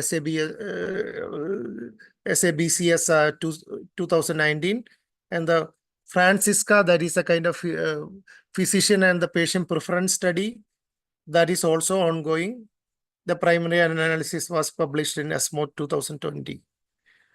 This is a busy slide. I am not going to the details. This BO30185, it has shown that the ideal dose of the loading dose is 1200 plus 600 of pertuzumab and trastuzumab respectively, and the maintenance dose is pertuzumab 600 plus trastuzumab 600. So this phase 1B study has shown that selected a loading dose of 1200 milligram of pertuzumab sub-Q with a maintenance dose of 600 milligram pertuzumab in the subsequent doses. It was the PK data, that is pharmacokinetic data in the healthy male volunteers and patients with early breast cancer, predicted that this is equivalent to the IV dose of pertuzumab 840 milligram initially, followed by 420 milligram subsequently. So this is the Federica study that that we have mentioned previously. Here, the patient with a centrally confirmed operable or locally advanced or inflammatory HER2-positive breast cancers with more than 2 centimeter or node positive, that is fulfilling the criteria for the neoadjuvant anti-HER2 treatment. Here, what they are giving the around 250 patients in each arm. They have given anthracycline either dose dense or the 3 weekly, followed by paclitaxel or docetaxel in the usual doses, along with IV on one arm. On the other arm, you are giving the sub-Q formulation with the same chemotherapy, followed by the local address of the tumor by surgery. Then the IV arm has continued with the IV formulation, and the sub-Q again continued with a 3 weekly sub-Q, followed total duration of 1 year. The primary endpoint is non-inferiority of cycle 7, that is pre-cycle 8 serum C-trough. What is C-trough we are going to discuss. And the secondary endpoints are non-inferiority of cycle 7 pre-cycle 8 serum C-trough, this pathological CR, and safety, IDFS, EFS, and OS. So C-trough is the trough plasma or serum drug concentration, the concentration measured at the end of dosing interval. It is related to the mode of action. It is directly related, associated with the clinical outcomes. So C-trough along with the area under curve is a very good measure of the clinical outcome and the efficacy. So you can see that the plasma serum, the pertuzumab serum C-trough is in fact slightly better than the IV formulation, 88.7 versus 72.4 microgram per ml. And the secondary endpoint of Herceptin serum C-trough, that is trastuzumab, that is also numerically better than the IV formulation. So this lower limit of 90% confidence interval for the pertuzumab serum C-trough GMR, that is geometric mean ratio, and the trastuzumab C-trough GMR exceeded the non-inferiority margin of 0.8. So it's a positive study. What about the pathological CR? That is also, you can see that 59.7 versus 59.5 percentage in the sub-Q versus IV. And if you are seeing the BMI, that is also, you can see that in the underweight category, the IV is numerically better, but in the normal body mass index as well as overweight and the slightly obese, here it is more or less equivalent. So that pathological CR rates in the intent to treat population are in keeping with the data from the previous studies of IV formulation of pertuzumab and trastuzumab plus chemotherapy in the neoadjuvant setting. What about the side effects? It's more or less equivalent. You can see the two charts are almost identical. Serious adverse effects are in the sub-Q 16.1% versus 17.9%, or one death in each arm. And the discontinuation rate, you can see that it is much better, 6.9% among the 248 patients versus 10.3% in the IV arm of the study.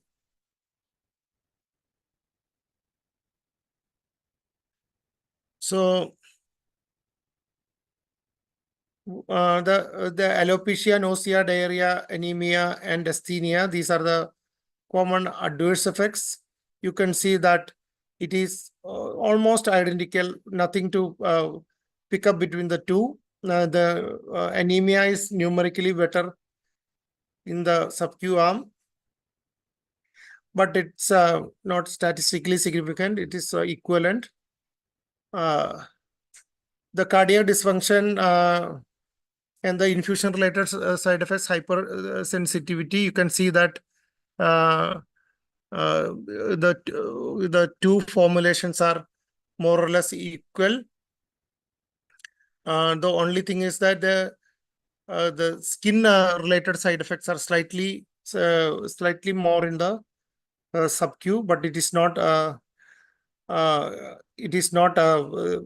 statistically significant, or and the anaphylaxis and hypersensitivity is numerically better in the IV arm. So here you can see that the cardiac events, the primary cardiac events are more or less equal. The secondary cardiac event identified by initial LV ejection fraction assessment, confirmed by second LV ejection fraction assessment, it is 1.6 percentage in the sub-Q versus 3.6 in the IV arm. LV ejection fraction decline, that is greater than 1 LV ejection fraction significant drop. It's also more or less equivalent in the sub-Q versus IV arm. So this study has shown that it is non-inferior to sub-Q formulation is non-inferior to IV formulation based on the cycle 7, that is pre-dose, cycle 8 serum CTRF, pertuzumab and trastuzumab concentration, and the pathological total pathological complete response is also identical to the IV formulation. That is in conformation with the historical data. The safety profile is also identical. There is no new safety signals. And the second study is a patient preference study, sub-Q versus IV. Here also early breast cancer patients, total number of patients are 160. Here 1:1 randomization after 3 IV cycles and 3 sub-Q cycles. The IV arm was given sub-Q for another 3 cycles. Then the sub-Q was given IV. Then they were continued in that fashion for the adjuvant cycles also. The primary objective is the patient preference. The secondary objectives are patient satisfaction, the patient choice of formulation, health-related quality of life, this healthcare provider perception on the time and resource management, and safety and tolerability and efficacy. Tolerability and efficacy. Here you can see that this patient preference, the preference for the sub-Q was much better than the preference for the IV. The main reason for the sub-Q was less time in the clinic, more comfortable during administration, and 87% of the sub-Q continued, chose to continue the sub-Q. So here the sub-Q to IV, 83% preferred sub-Q formulation, and IV to sub-Q again 88% preferred sub-Q. So in the intent to treat population altogether, 85% preferred the sub-Q versus 14% who preferred for the IV formulation. So 88% of the sub-Q were very satisfied, compared with 68% of the IV who are very much satisfied. So and this study had a questionnaire on the patient doctor speaking time. 85% of the patients said that it has no impact on the they are getting enough time to speak to their healthcare provider, compared with the IV formulation, where 79% of the patient express that they got enough speaking time with the treating doctor. Here the main. Kindly conclude your talk. Yeah. It's our last few slides. So here, what they have shown that the time in the preparation, the treatment is much lesser in the sub-Q formulation compared to the IV formulation. The side effects we all discussed that it is more or less the same. So this also we have discussed. More patients were satisfied with the sub-Q formulation. So the summary is that Phesgo is the first formulation with a fixed combination of 2 monoclonal antibodies. Has got a faster, less invasive method of administration. It has shown in the 2 studies that it is equivalent, and the side effects are more or less equal with the IV formulation. And majority of the patients preferred the sub-Q versus the IV preparation. And here it saves time and the resources during our OPD practice. So Phesgo is now FDA and EMA approved for the treatment indication for the HER2 positive early breast cancer as well as metastatic treatment of the HER2 positive breast cancers. Thanks for listening. Thank you, Dr. Parthasarathi. It was a wonderful presentation, and we have covered all the basic points regarding this subcutaneous dual HER2 blockage, and why we should choose this over IV single drug. So because it is associated with better patient psychology, and because this is a ready-to-use injection, there is no mixing required. So and on the top of that, patient in any day, if we see patient and even oncologist, we prefer subcu injection, because for every 3 weekly, if IV infusion have to be given, then we need IV cannula insertion. And in old patients, in obese patients, or on the other hand, in frail patient also. So it sometimes it have been very difficult to put IV cannula every 3 weekly, or put a port for just this HER2 targeted therapy.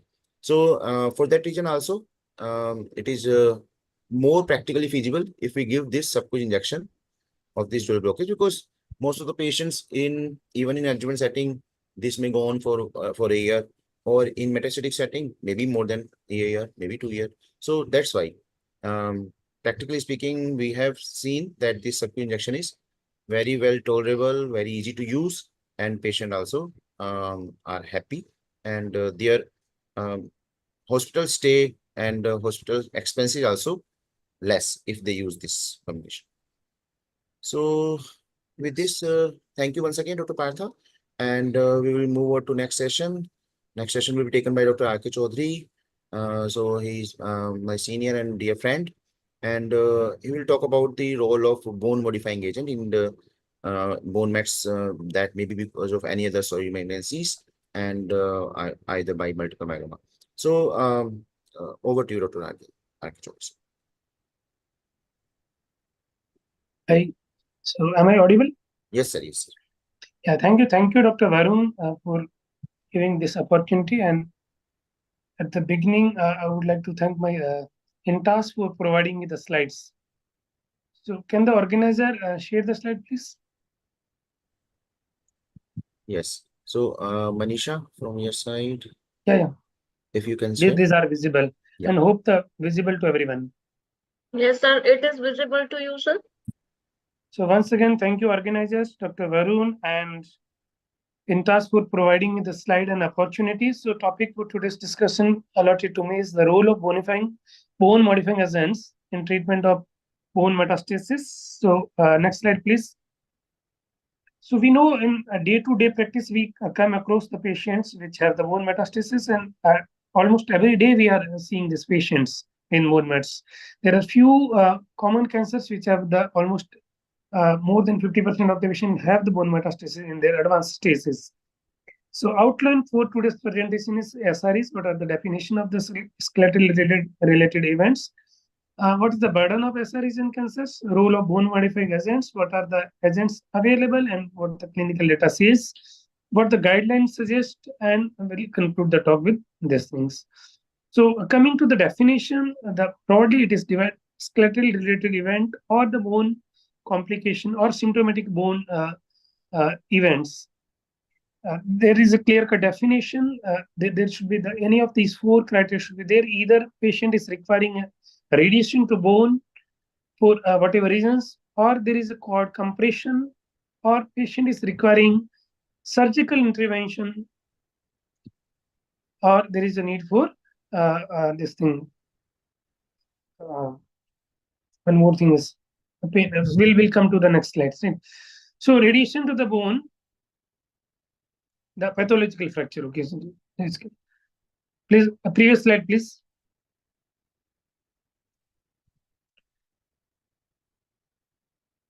So radiation to bone can require multiple treatments. The most common reason for the radiation is the pain palliation. It is also used as the prophylaxis for impending fractures, specifically the weight-bearing sites, or in adjuvant to the surgery to reduce the risk of bone complication.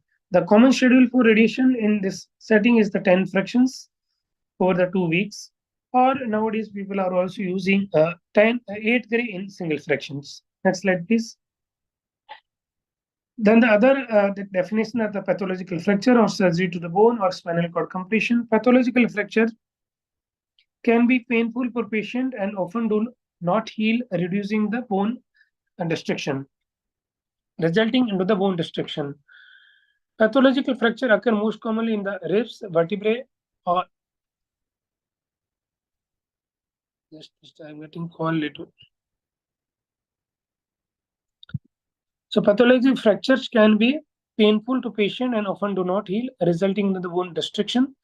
Pathological fractures occur most commonly into the ribs, vertebrae, pelvis, and the femur. Fractures of the weight-bearing bones often require surgical stabilization. Then surgery to bone is also considered as SREs. Surgeries to bone may be required to treat pain, pathological fracture, or other complications, and post-surgical rehabilitation may be required.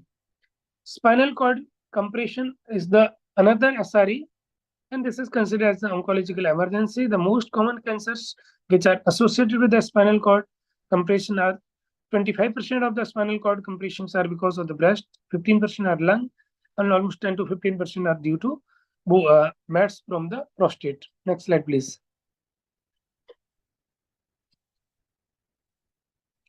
So patient with the breast, prostate, and the lung cancer are at the highest risk of developing the bone metastasis. 7 out of the 10 women with advanced metastatic breast cancer will develop bone metastasis. Again, the 7 out of the 10 men with the advanced metastatic prostate cancer will develop the bone metastasis. And 4 out of the 10 patients with advanced metastatic lung cancer will develop the bone metastasis. Next, please.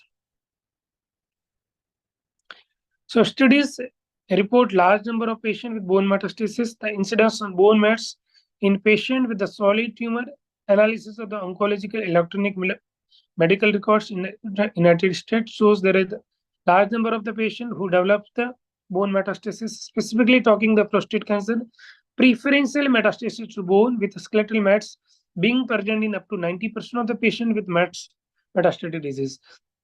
Then the conclusion was this results of this analysis showed they identified 2,47,000, almost 24 lakh of the patients, including 42,65,000 patients with metastatic disease and 11 lakh of the patients with bone mets for incidence analysis. The incidence of bone mets among the metastatic subset was 88.74% in prostate cancer, 53.7% in breast cancer, and 38.65% in renal cancer. This was in descending order. Next slide, please.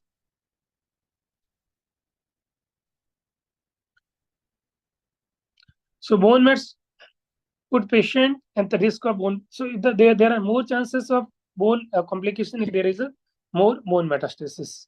So in placebo arm of a randomized clinical trial, 64% of the women with breast cancer and bone mets develop the bone complication.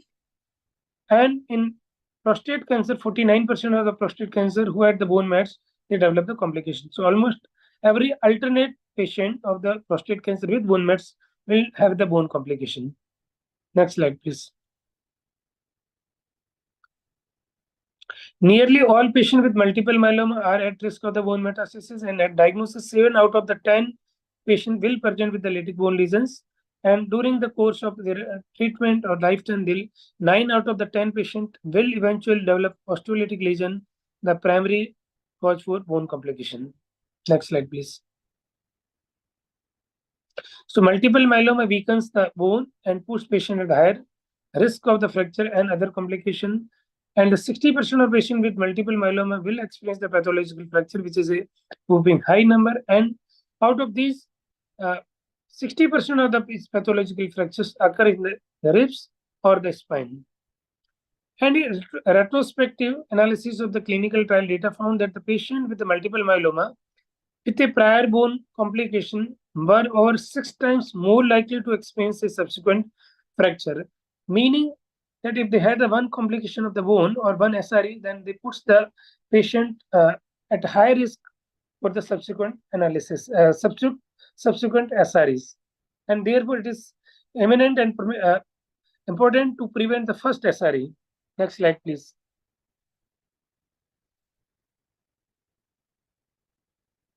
So many patients with the solid tumor are at immediate risk of bone complication, and there is an analysis shows that within 1 month, 1 out of the 4 patients suffered a bone complication, and within 3 months, 1 out of the 3 patients suffered a bone complication. So prescribing data estimated that more than half of the 30,000 patients living with the bone metastasis were not receiving the treatment with bone targeting agents. This is the retrospective analysis. Next slide, please. So introduction to bone modifying agents. Bone modifying agents include a variety of medications and therapeutic agents that prevent or treat damage from the bone metastasis in patients with cancer. The primary purpose of this agent is to prevention of the skeletal events such as the pathological fracture, spinal cord compression, and hypercalcemia. In addition, bone modifying agents may affect the chronic pain from the bone metastasis. Sometimes they also help in, they also show them anti-cancer effects. So bisphosphonate, like imidronate, pamidronate, and zoledronic acid, and the denosumab, which are the rank ligand inhibitor, are the example of bone modifying agents. Next slide, please.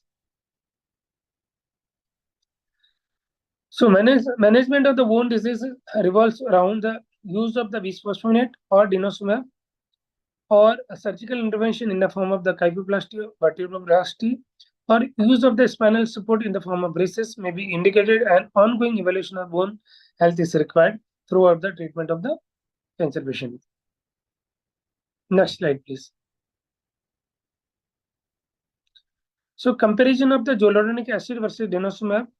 This is zoledronic acid is from the bisphosphonate group. The dose we know 4 milligram every 3 to 4 weeks.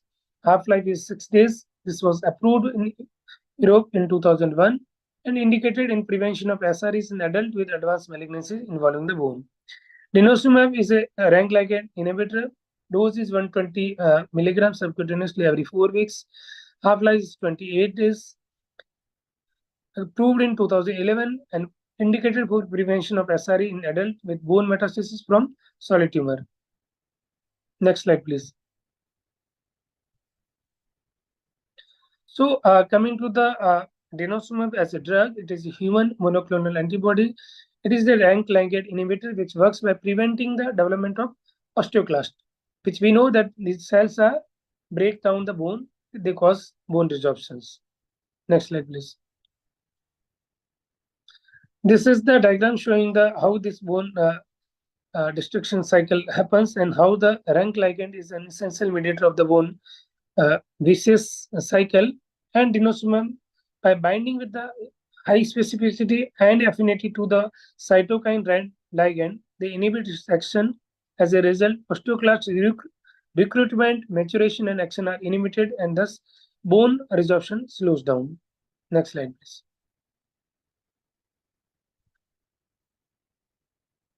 Dosage and strength with no, this is 120 milligram in 1.7 ml. Clinical therapeutic indications are, this is indicated for prevention of skeletal related events in patients with advanced malignancies involving the bone, prevention of skeletal related events in patients with multiple myeloma, treatment of adult with skeletally mature adolescent with giant cell tumor of bone that is unresectable or where surgical resection is likely to result in severe morbidity. This is also indicated in treatment of hypercalcemia of malignancy refractory to bisphosphonate therapy. Next slide, please. Recommended dose, we know 120 milligrams subcutaneous every 4 weekly.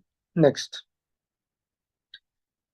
So prevention of SREs in patient with bone metastasis from the solid malignancies. We'll discuss some data. Next slide, please.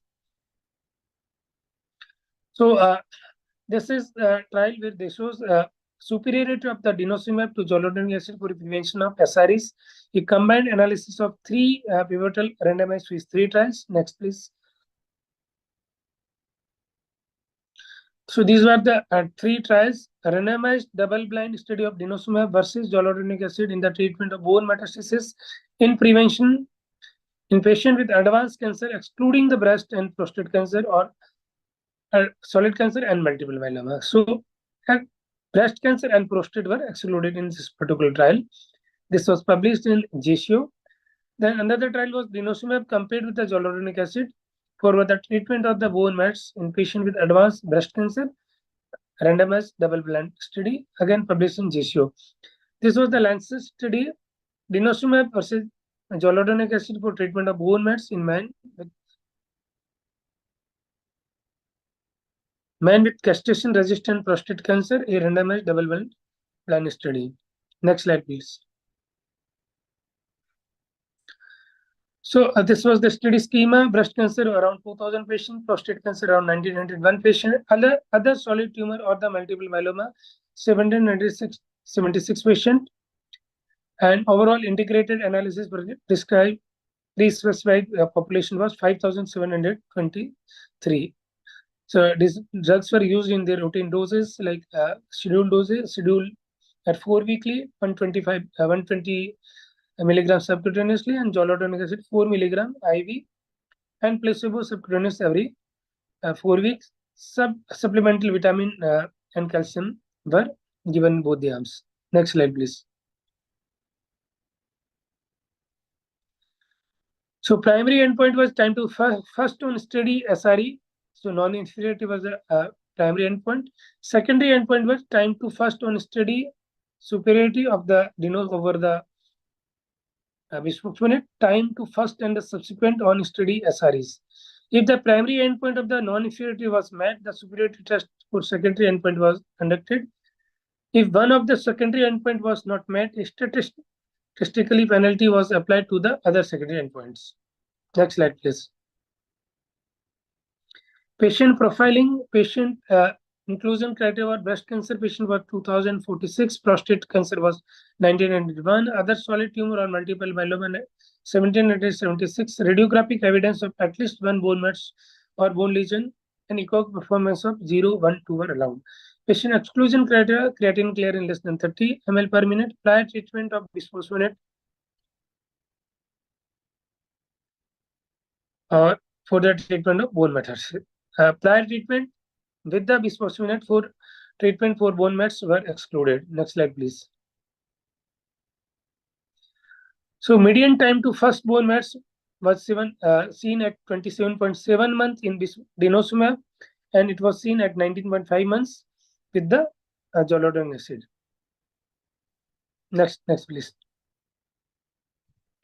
And a reduction in the bone complication at various stages, like at 6 months, there was 10%, 10.4% reduction in the bone complication with the denosumab over the zoledronic acid. At 12 months, reduction was 12.4%, and at 2 years, reduction was 16.2 months. So we can see that the widening of the graphs with the passage of the time. Next slide, please.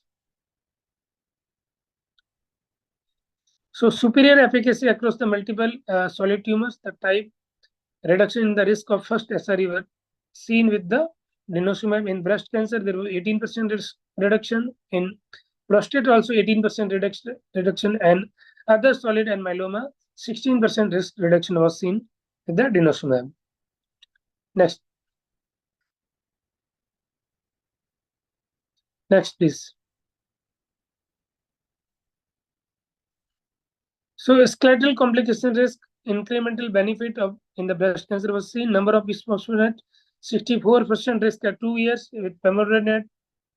20% risk reduction was seen, and with introduction of the zoledronic, there was additional risk reduction by 20%, and with introduction of the denosumab, then the additional benefit of 18% risk reduction was seen.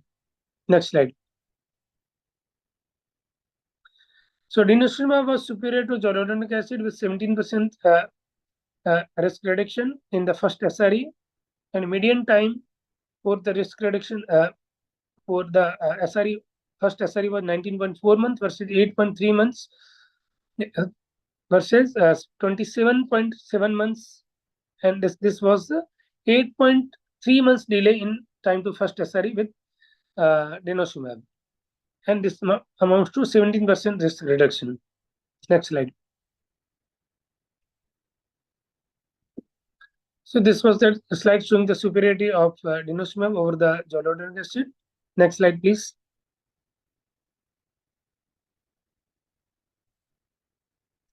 So real-world use of denosumab and bisphosphonate patient with solid tumor and the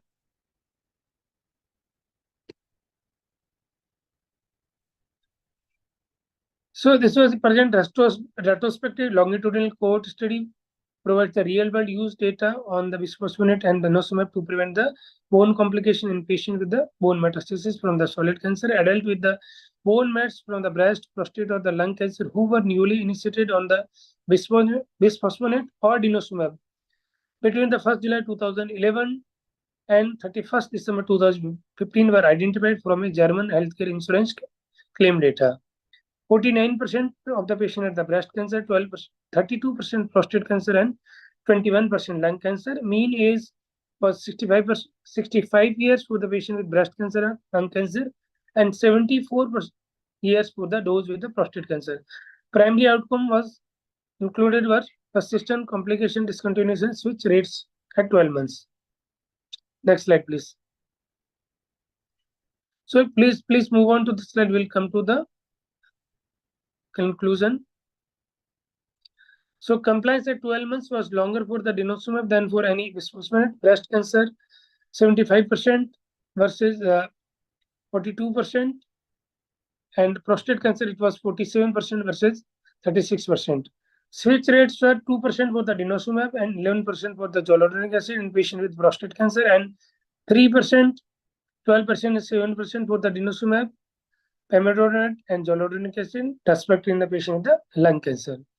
So in conclusion, patient initiated on the denosumab following a diagnosis of bone mets from the prostate, breast, prostate, or the lung cancer had the greater medication persistent, longer time to discontinuation, and improved compliance and lower switch rates than those initiated on the bisphosphonate. Next slide, please. So NCCN recommend both bisphosphonate and the denosumab as the category 1 agent for the bone modifying agent. However, they have recommend preferred agent for the denosumab. Next slide, please. Also, the ESMO guidelines in a patient with the bone mets from the CRPC at risk for the clinically significant SRE, a bisphosphonate or a denosumab is recommended.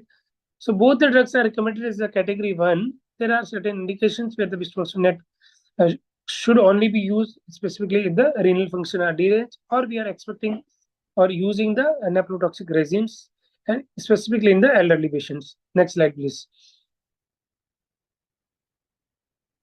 Same with the NCCN guideline in the prostate cancer, both drugs are approved. Next slide, please.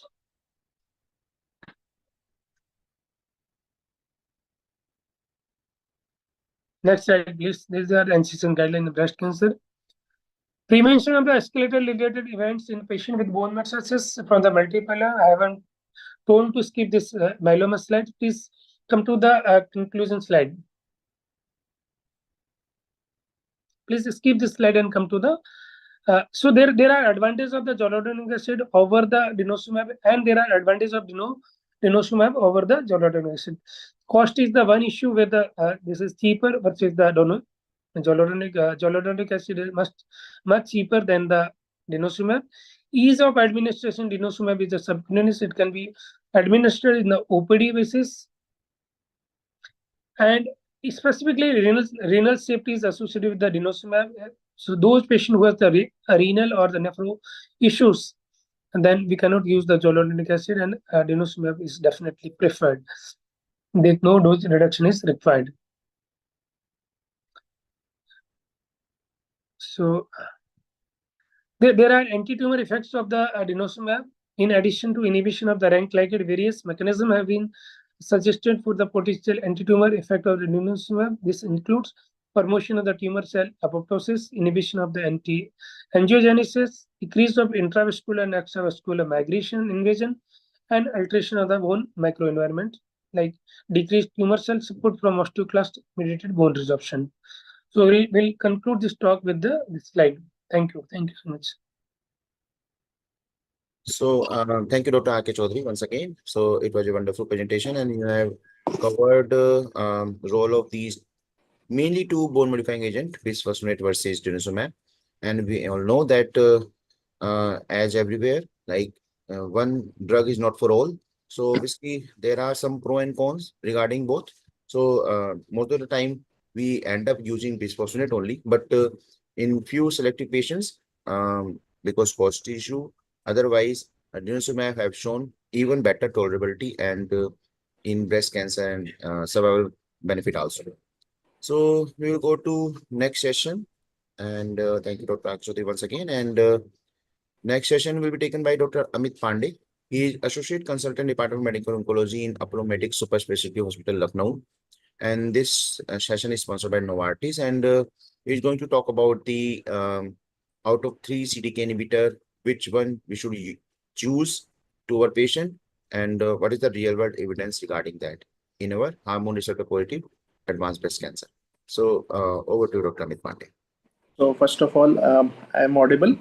Yes. So thank you, Dr. Varun, for this wonderful meeting. So I will share the slides from my side.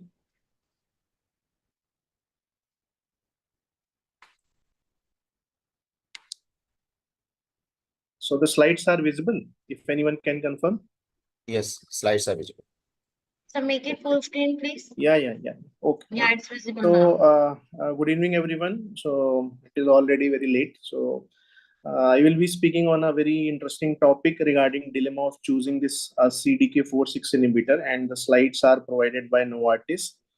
So first of all, what is the most important question is the treatment goal in metastatic breast cancer.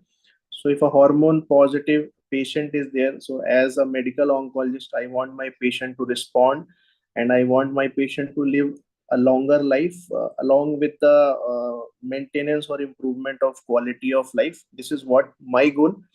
So when we look at the data, this is a physician survey on goal of treatment. So total 103 physicians were asked, and we can very well appreciate that the top 3 priorities or treatment goal for physicians, they are prolonging the life, followed by improved quality of life, or if we can maintain a preserved quality of life also. That are the 3 major goals. So when we shift our focus to priorities of women with metastatic breast cancer, then also we can very well appreciate that life extension is what is the most important priority among women with metastatic breast cancer, and not only life extension, but they also want a quality of life so that they can enjoy additional time with family and friends. So for patients with metastatic breast cancer, disease control along with a good quality of life is the priority. So let's see what is the perspective on clinical endpoint, that is PFS and OS. So as I'm talking about metastatic breast cancer and hormone receptor positive breast cancer, so presently hormone receptor positive breast cancer, they are considered as a chronic disease. So for me, any drug that is providing a OS benefit, and in clinical trials also, OS will be the preferred endpoints. So as already said, that in setting of advanced breast cancer, OS is the most reliable cancer endpoint. And as per the US FDA definition, it is defined as time from randomization until death from any cause, and is measured in the intention to treat population. So this is the scattered plot to know the correlation between the hazard ratio for PFS and OS, and we can see that this correlation curve is haywire, and with this curve only, correlation curve, we can appreciate that PFS and OS results, they have found to be only modestly correlated in advanced breast cancer. And this Spearman rho coefficient is 0.46, which also show that there is a moderate association of the PFS and OS.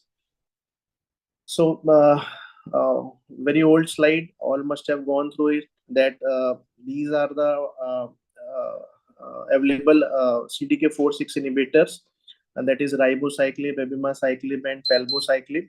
And trials for ribociclib is Mona Lisa, Monarch for abemaciclib, and Paloma for palbociclib. So these CDK4/6 inhibitors, they are used in first line and in second line also, along with aromatase inhibitor and fulvestrant. So what is important to note is that when we see this PFS value, so there is a significant PFS value, and this significant PFS value is provided by all the CDK4/6 inhibitor.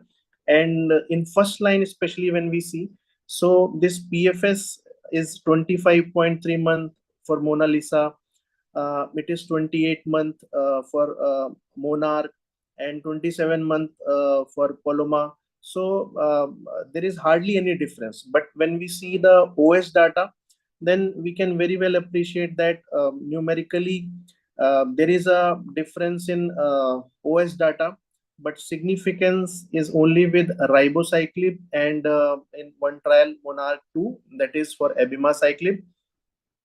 So let's see Paloma trial. So Paloma 2, we can see the Kaplan-Meier curve, and we can appreciate that from very starting the curves start getting separated, and we have a very healthy hazard ratio of 0.576, and in Paloma the hazard ratio is 0.461, and there is a statistical significance in the form of PFS difference.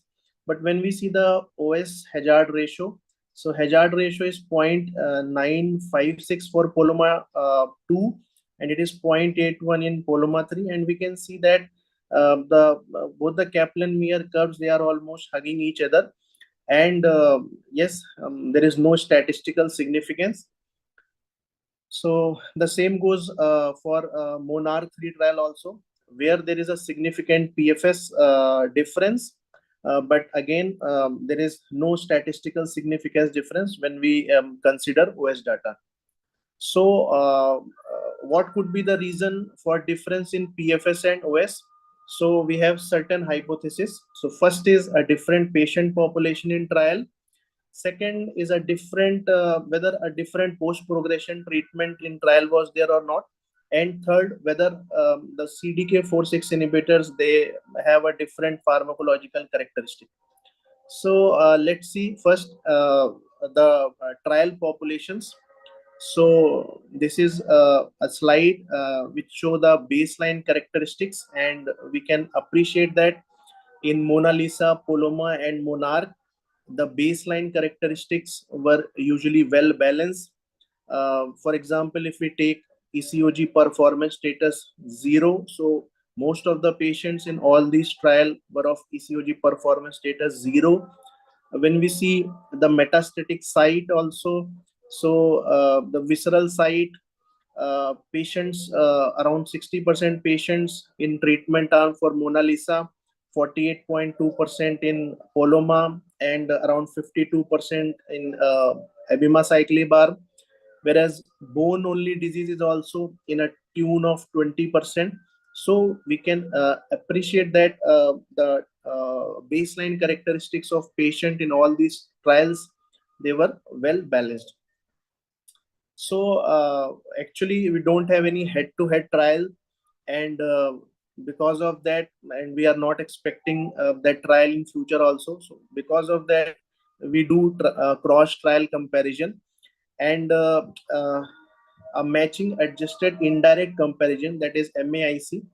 It is used to compare relative effectiveness of treatment. So let's see this Mona Lisa 2 and Paloma 2 trial. Total number of patients were 668 and 666 respectively. Randomization was 1:1 and 2:1. So in Paloma, more patients were getting the intervention. Menopausal status, post-menopausal ladies were included. So primary endpoint was PFS in both the trial. And when we see the treatment-free interval of less than 12 months, so in Mona Lisa treatment arm, it was around 17% and 19% in placebo. And in Paloma 2, it is around 22% and 21%. So this MAIC, it is used to compare this relative effectiveness of treatment. So the pre-matching, so total number of patients were 668 in Mona Lisa 2 and 666 in Paloma 2. So after matching, so in Mona Lisa 2 arm, 603 patients, and Paloma 2, 668. So this matched Mona Lisa 2 individual patient data, it was weighted to match the average baseline characteristic of Paloma 2 participants. And after balancing and weighting the effective sample size, so we can see that effective sample size in Mona Lisa 2 and Paloma 2 trial. So after this MAIC analysis, so it reveals that there is a PFS and OS difference. So when we see the PFS data, so hazard ratio is 0.80, but we can also see that the confidence interval is more than 1. So here also we can appreciate that PFS, though numerically significant in ribociclib, but statistically not significant. And when we see the OS data, then the hazard ratio is very impressive, 0.68, and confidence interval is also less than 1. So when we compare this Monarch 3 and Mona Lisa 2 study, so there was a difference in the inclusion criteria. So in Monarch 3, patients who have received the adjuvant or neoadjuvant endocrine therapy with a disease-free interval of more than 12 months, they were included, but that was not the case in Mona Lisa 2 study. And apart from that, most of the baseline parameters were well balanced in these two groups. So we have noticed that the OS benefit with ribociclib is more pronounced if we look at the similar patient population, that is treatment-free interval of more than 12 months. So when we see the Mona Lisa 3 OS data, it is 66.8 months as compared to 53.7 months with a median follow-up of 8.1 year, but there was no statistically significance. And the Mona Lisa 2 data that was presented in ESMO Breast Cancer 23. So the median OS was 69.2 months as compared to 54.3 months with a median follow-up of 6.6 years. And yes, the difference is statistically significant. So now coming on to the perspective on quality of life with CDK4/6 inhibitor. So while choosing CDK4/6 inhibitor, side effect profile, we should always keep that in mind.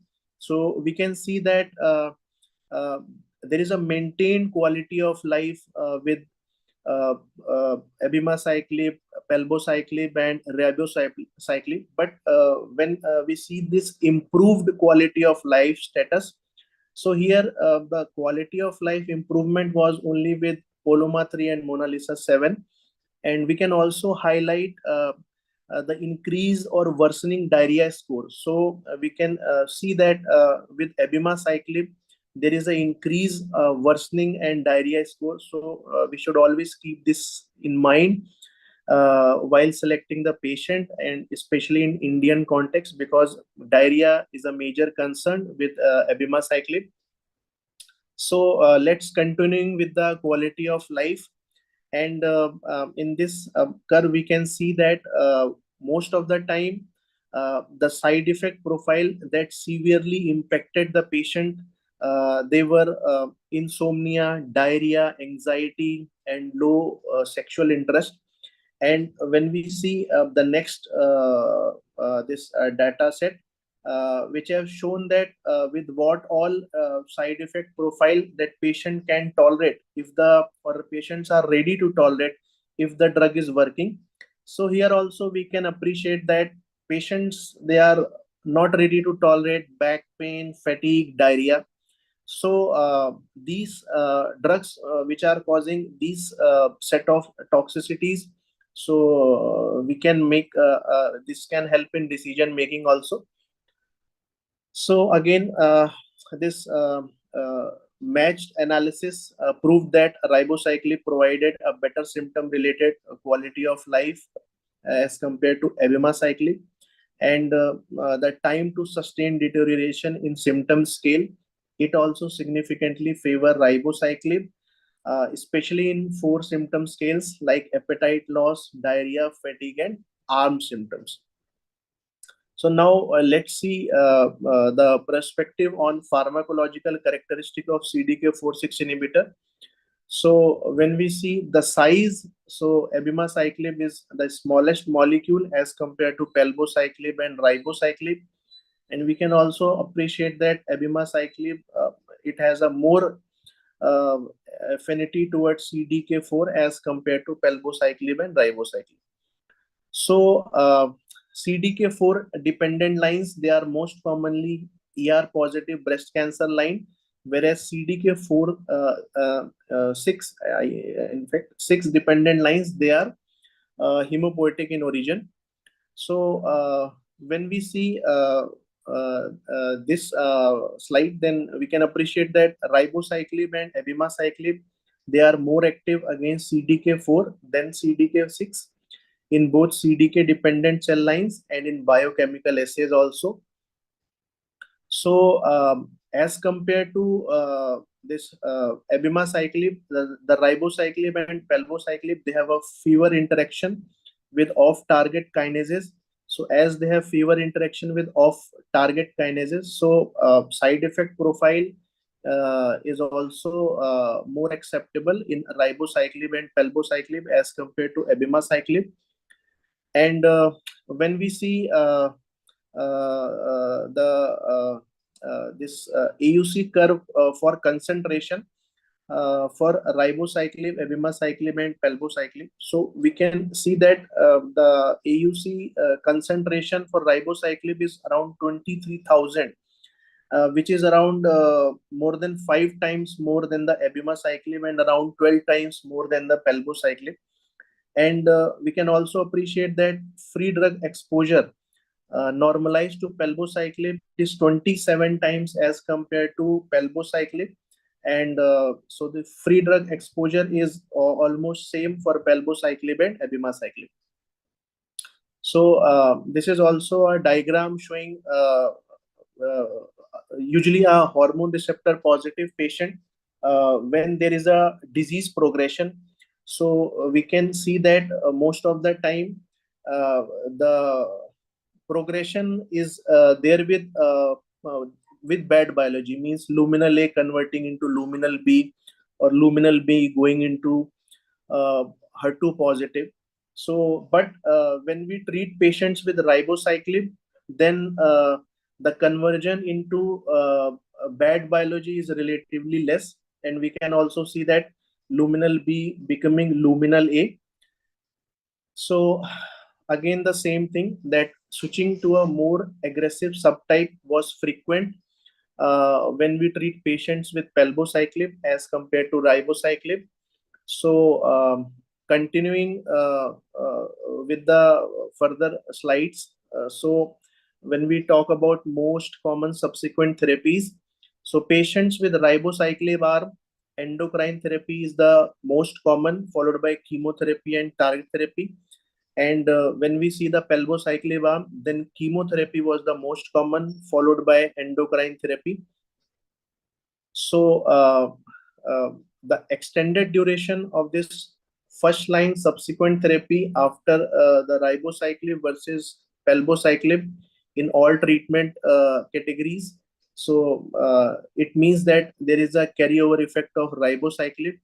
And with this data, we can also appreciate that if post-ribociclib, if we give any treatment in second line, whether it is a chemotherapy, endocrine therapy, or a targeted therapy, so the benefit with survival is seen with the ribociclib as compared to palbociclib.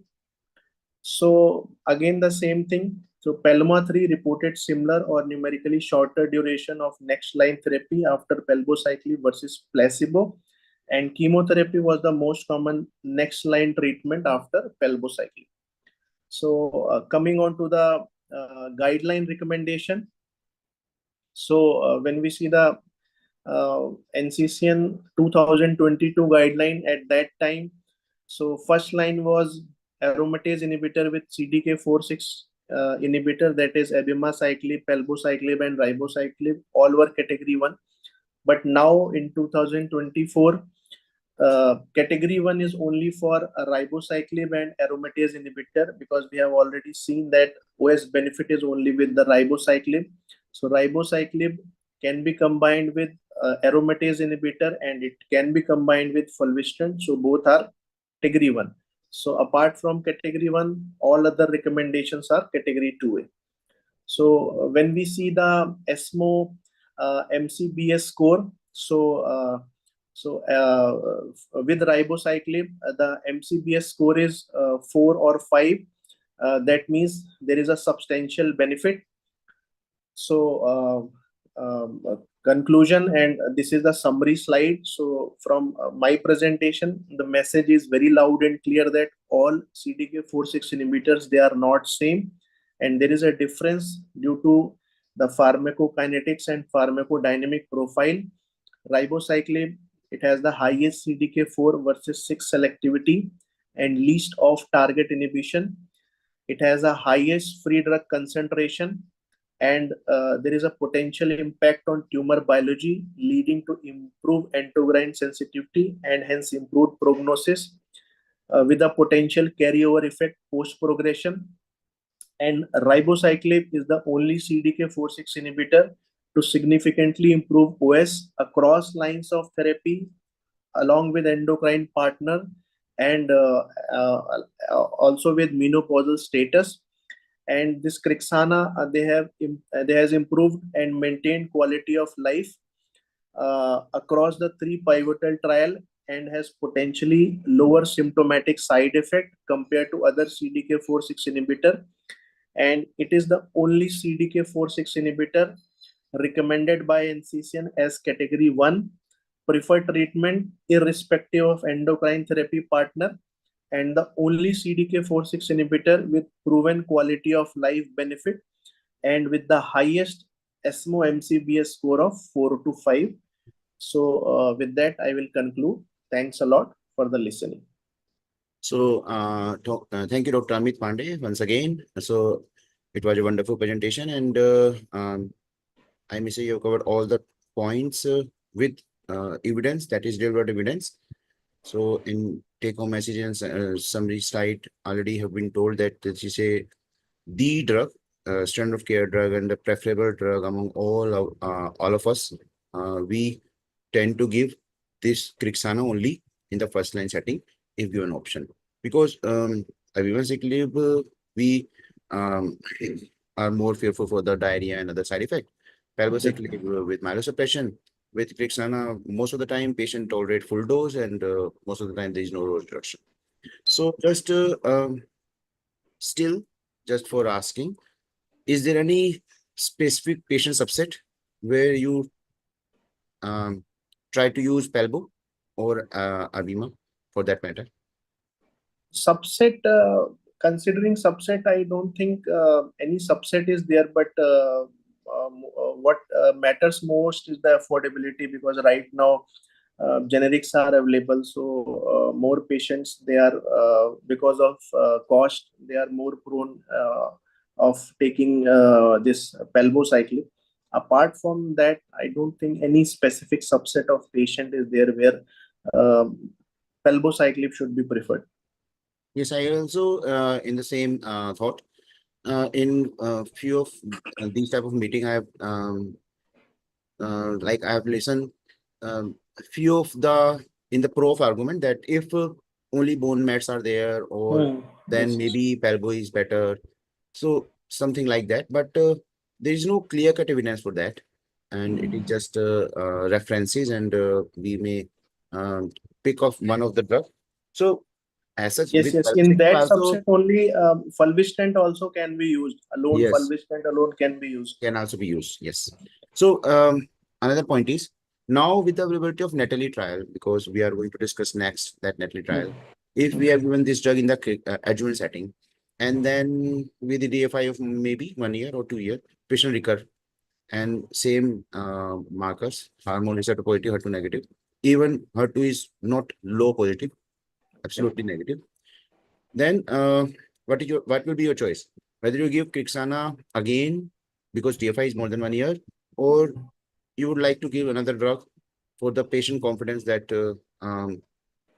they are taking another drug for the response, because there may be some So, loss of confidence with the drug that we have taken yes, yes. 3 years, still Yes, disease yes. have recurred. So although there is no evidence like that, but just for the practical purpose. First of all, actually repeat biopsy, as you already told, that again there is a ER/PR same. So if there is a disease progression and with same ER/PR and HER2 status, so I would like to see this ESR1 mutation also. So if there is a ESR1 mutation and that too biopsy from a new lesion that was not there in the previous scans. So if there is ESR1 mutation along with PIK3CA mutation, then definitely alpelisib. If it is not there, then I would like to continue with this ribociclib along with fulvestrant. Yes, we have to counsel the patient that this drug will work again. We have to just change the hormone arm. So it is not like that because DFI is more than 1 year. So Yes. this should.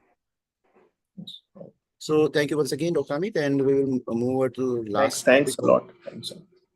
We'll move over to the last topic of today's CME. So although there are 2 remaining topics, but one topic we are shifting to the tomorrow because Dr. Venkat is not available for today. So we will shifting that topic for tomorrow. So last topic will be Nataly trial.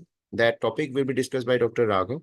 So he's our DNB resident in the Rajiv Gandhi Cancer Hospital, and so good hard-working resident. So I will move give podium to Dr. Raghav. He will discuss about the Nataly trial, and that abstract have been presented in the latest ESMO.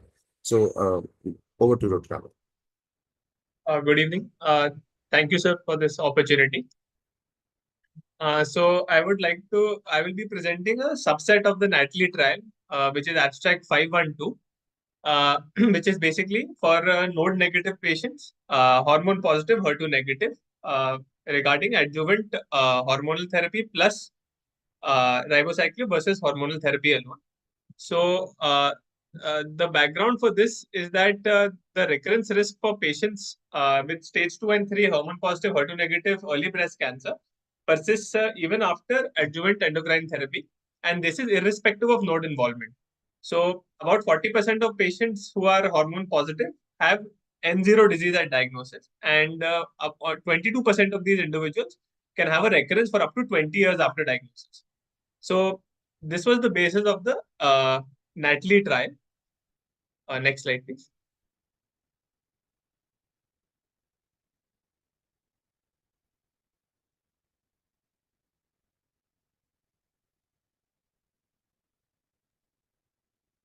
Next slide, please.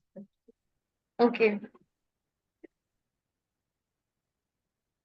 So the Nataly trial basically randomized patients with stage 2 and stage 3 hormone positive HER2 negative breast cancer to receive ribociclib plus aromatase inhibitors versus aromatase inhibitor alone.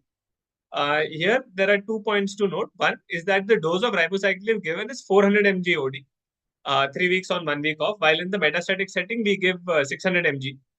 And here we give ribociclib for 3 years along with the aromatase inhibitor. The primary endpoint was IDFS, that is invasive disease-free survival. And there were some key secondary endpoints like distant disease-free and distant recurrence-free survival, which we will be covering. Next slide, please. So we would be discussing the N0 subgroup. So this N0 subgroup basically includes patients with stage 2A, stage 2B, and stage 3 disease. But in stage 2A disease, either it is 2A with grade 3 or 2A with grade 2 with Ki67 more than 20%. So we can see that in roughly 2,500 patients were randomized. So in each arm, there were 2,500 patients. And about in the ribociclib plus AI arm, there were 285 patients who were N0 out of these 2,500, while in the AI arm alone, there were 328 patients with their N0. And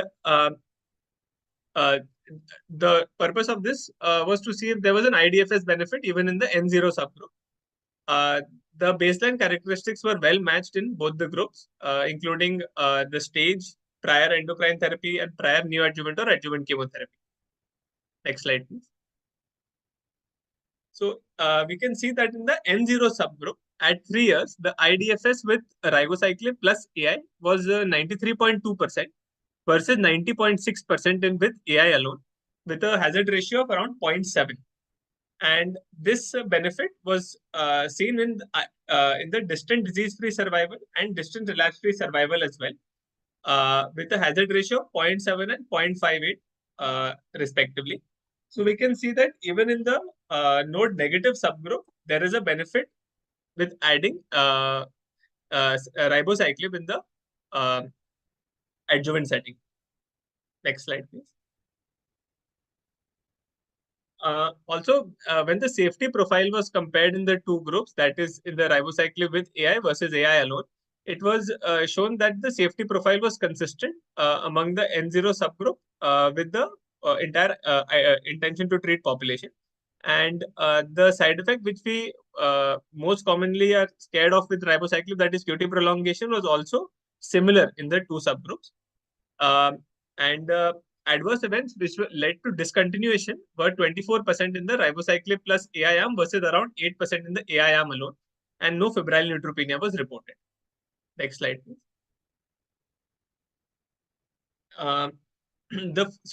Basically the phase 3 Nataly trial subgroup analysis of patients with N0 hormone positive HER2 negative early breast cancers shows an efficacy with ribociclib plus AI versus AI alone. As we have covered, the 3-year IDFS was 93.2 versus 90.6% with a hazard ratio of 0.7. And the distant disease-free and distant relapse-free survival were also consistent with the IDFS benefit.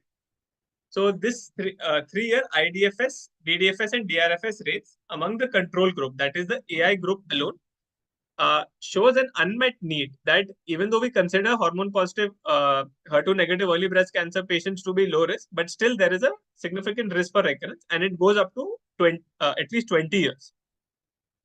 the safety profile in the N0 subgroup was similar to the intention to treat population.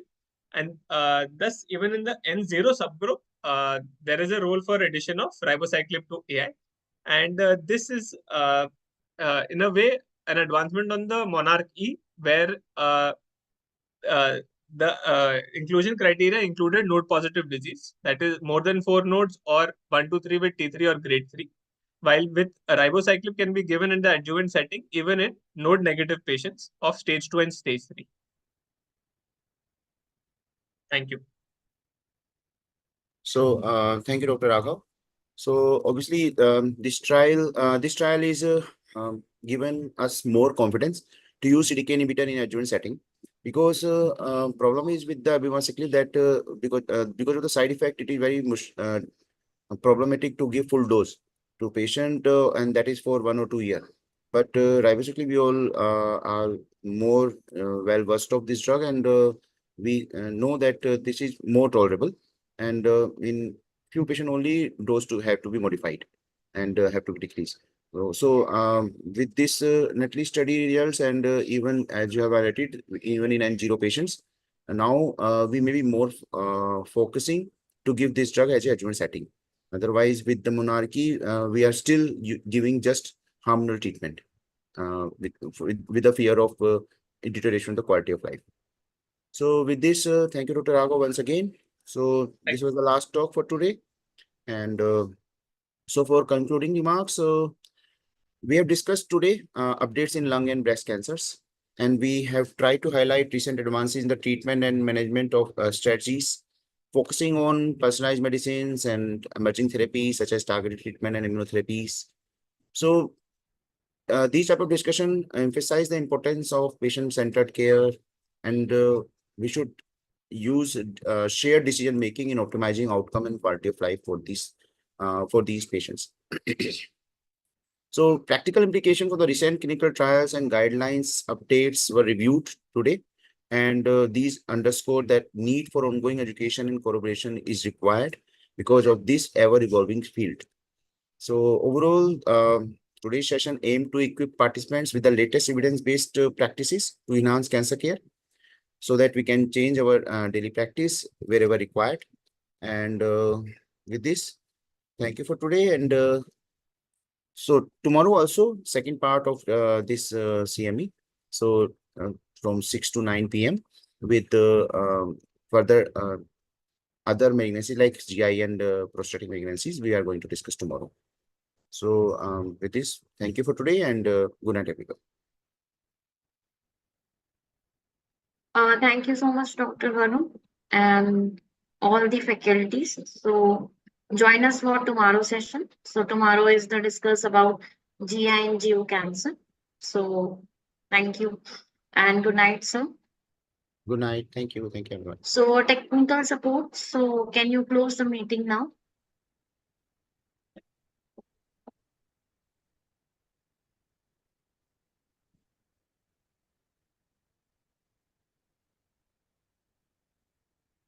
Tech support, Yes, ma'am. please close the meeting. Yes, ma'am.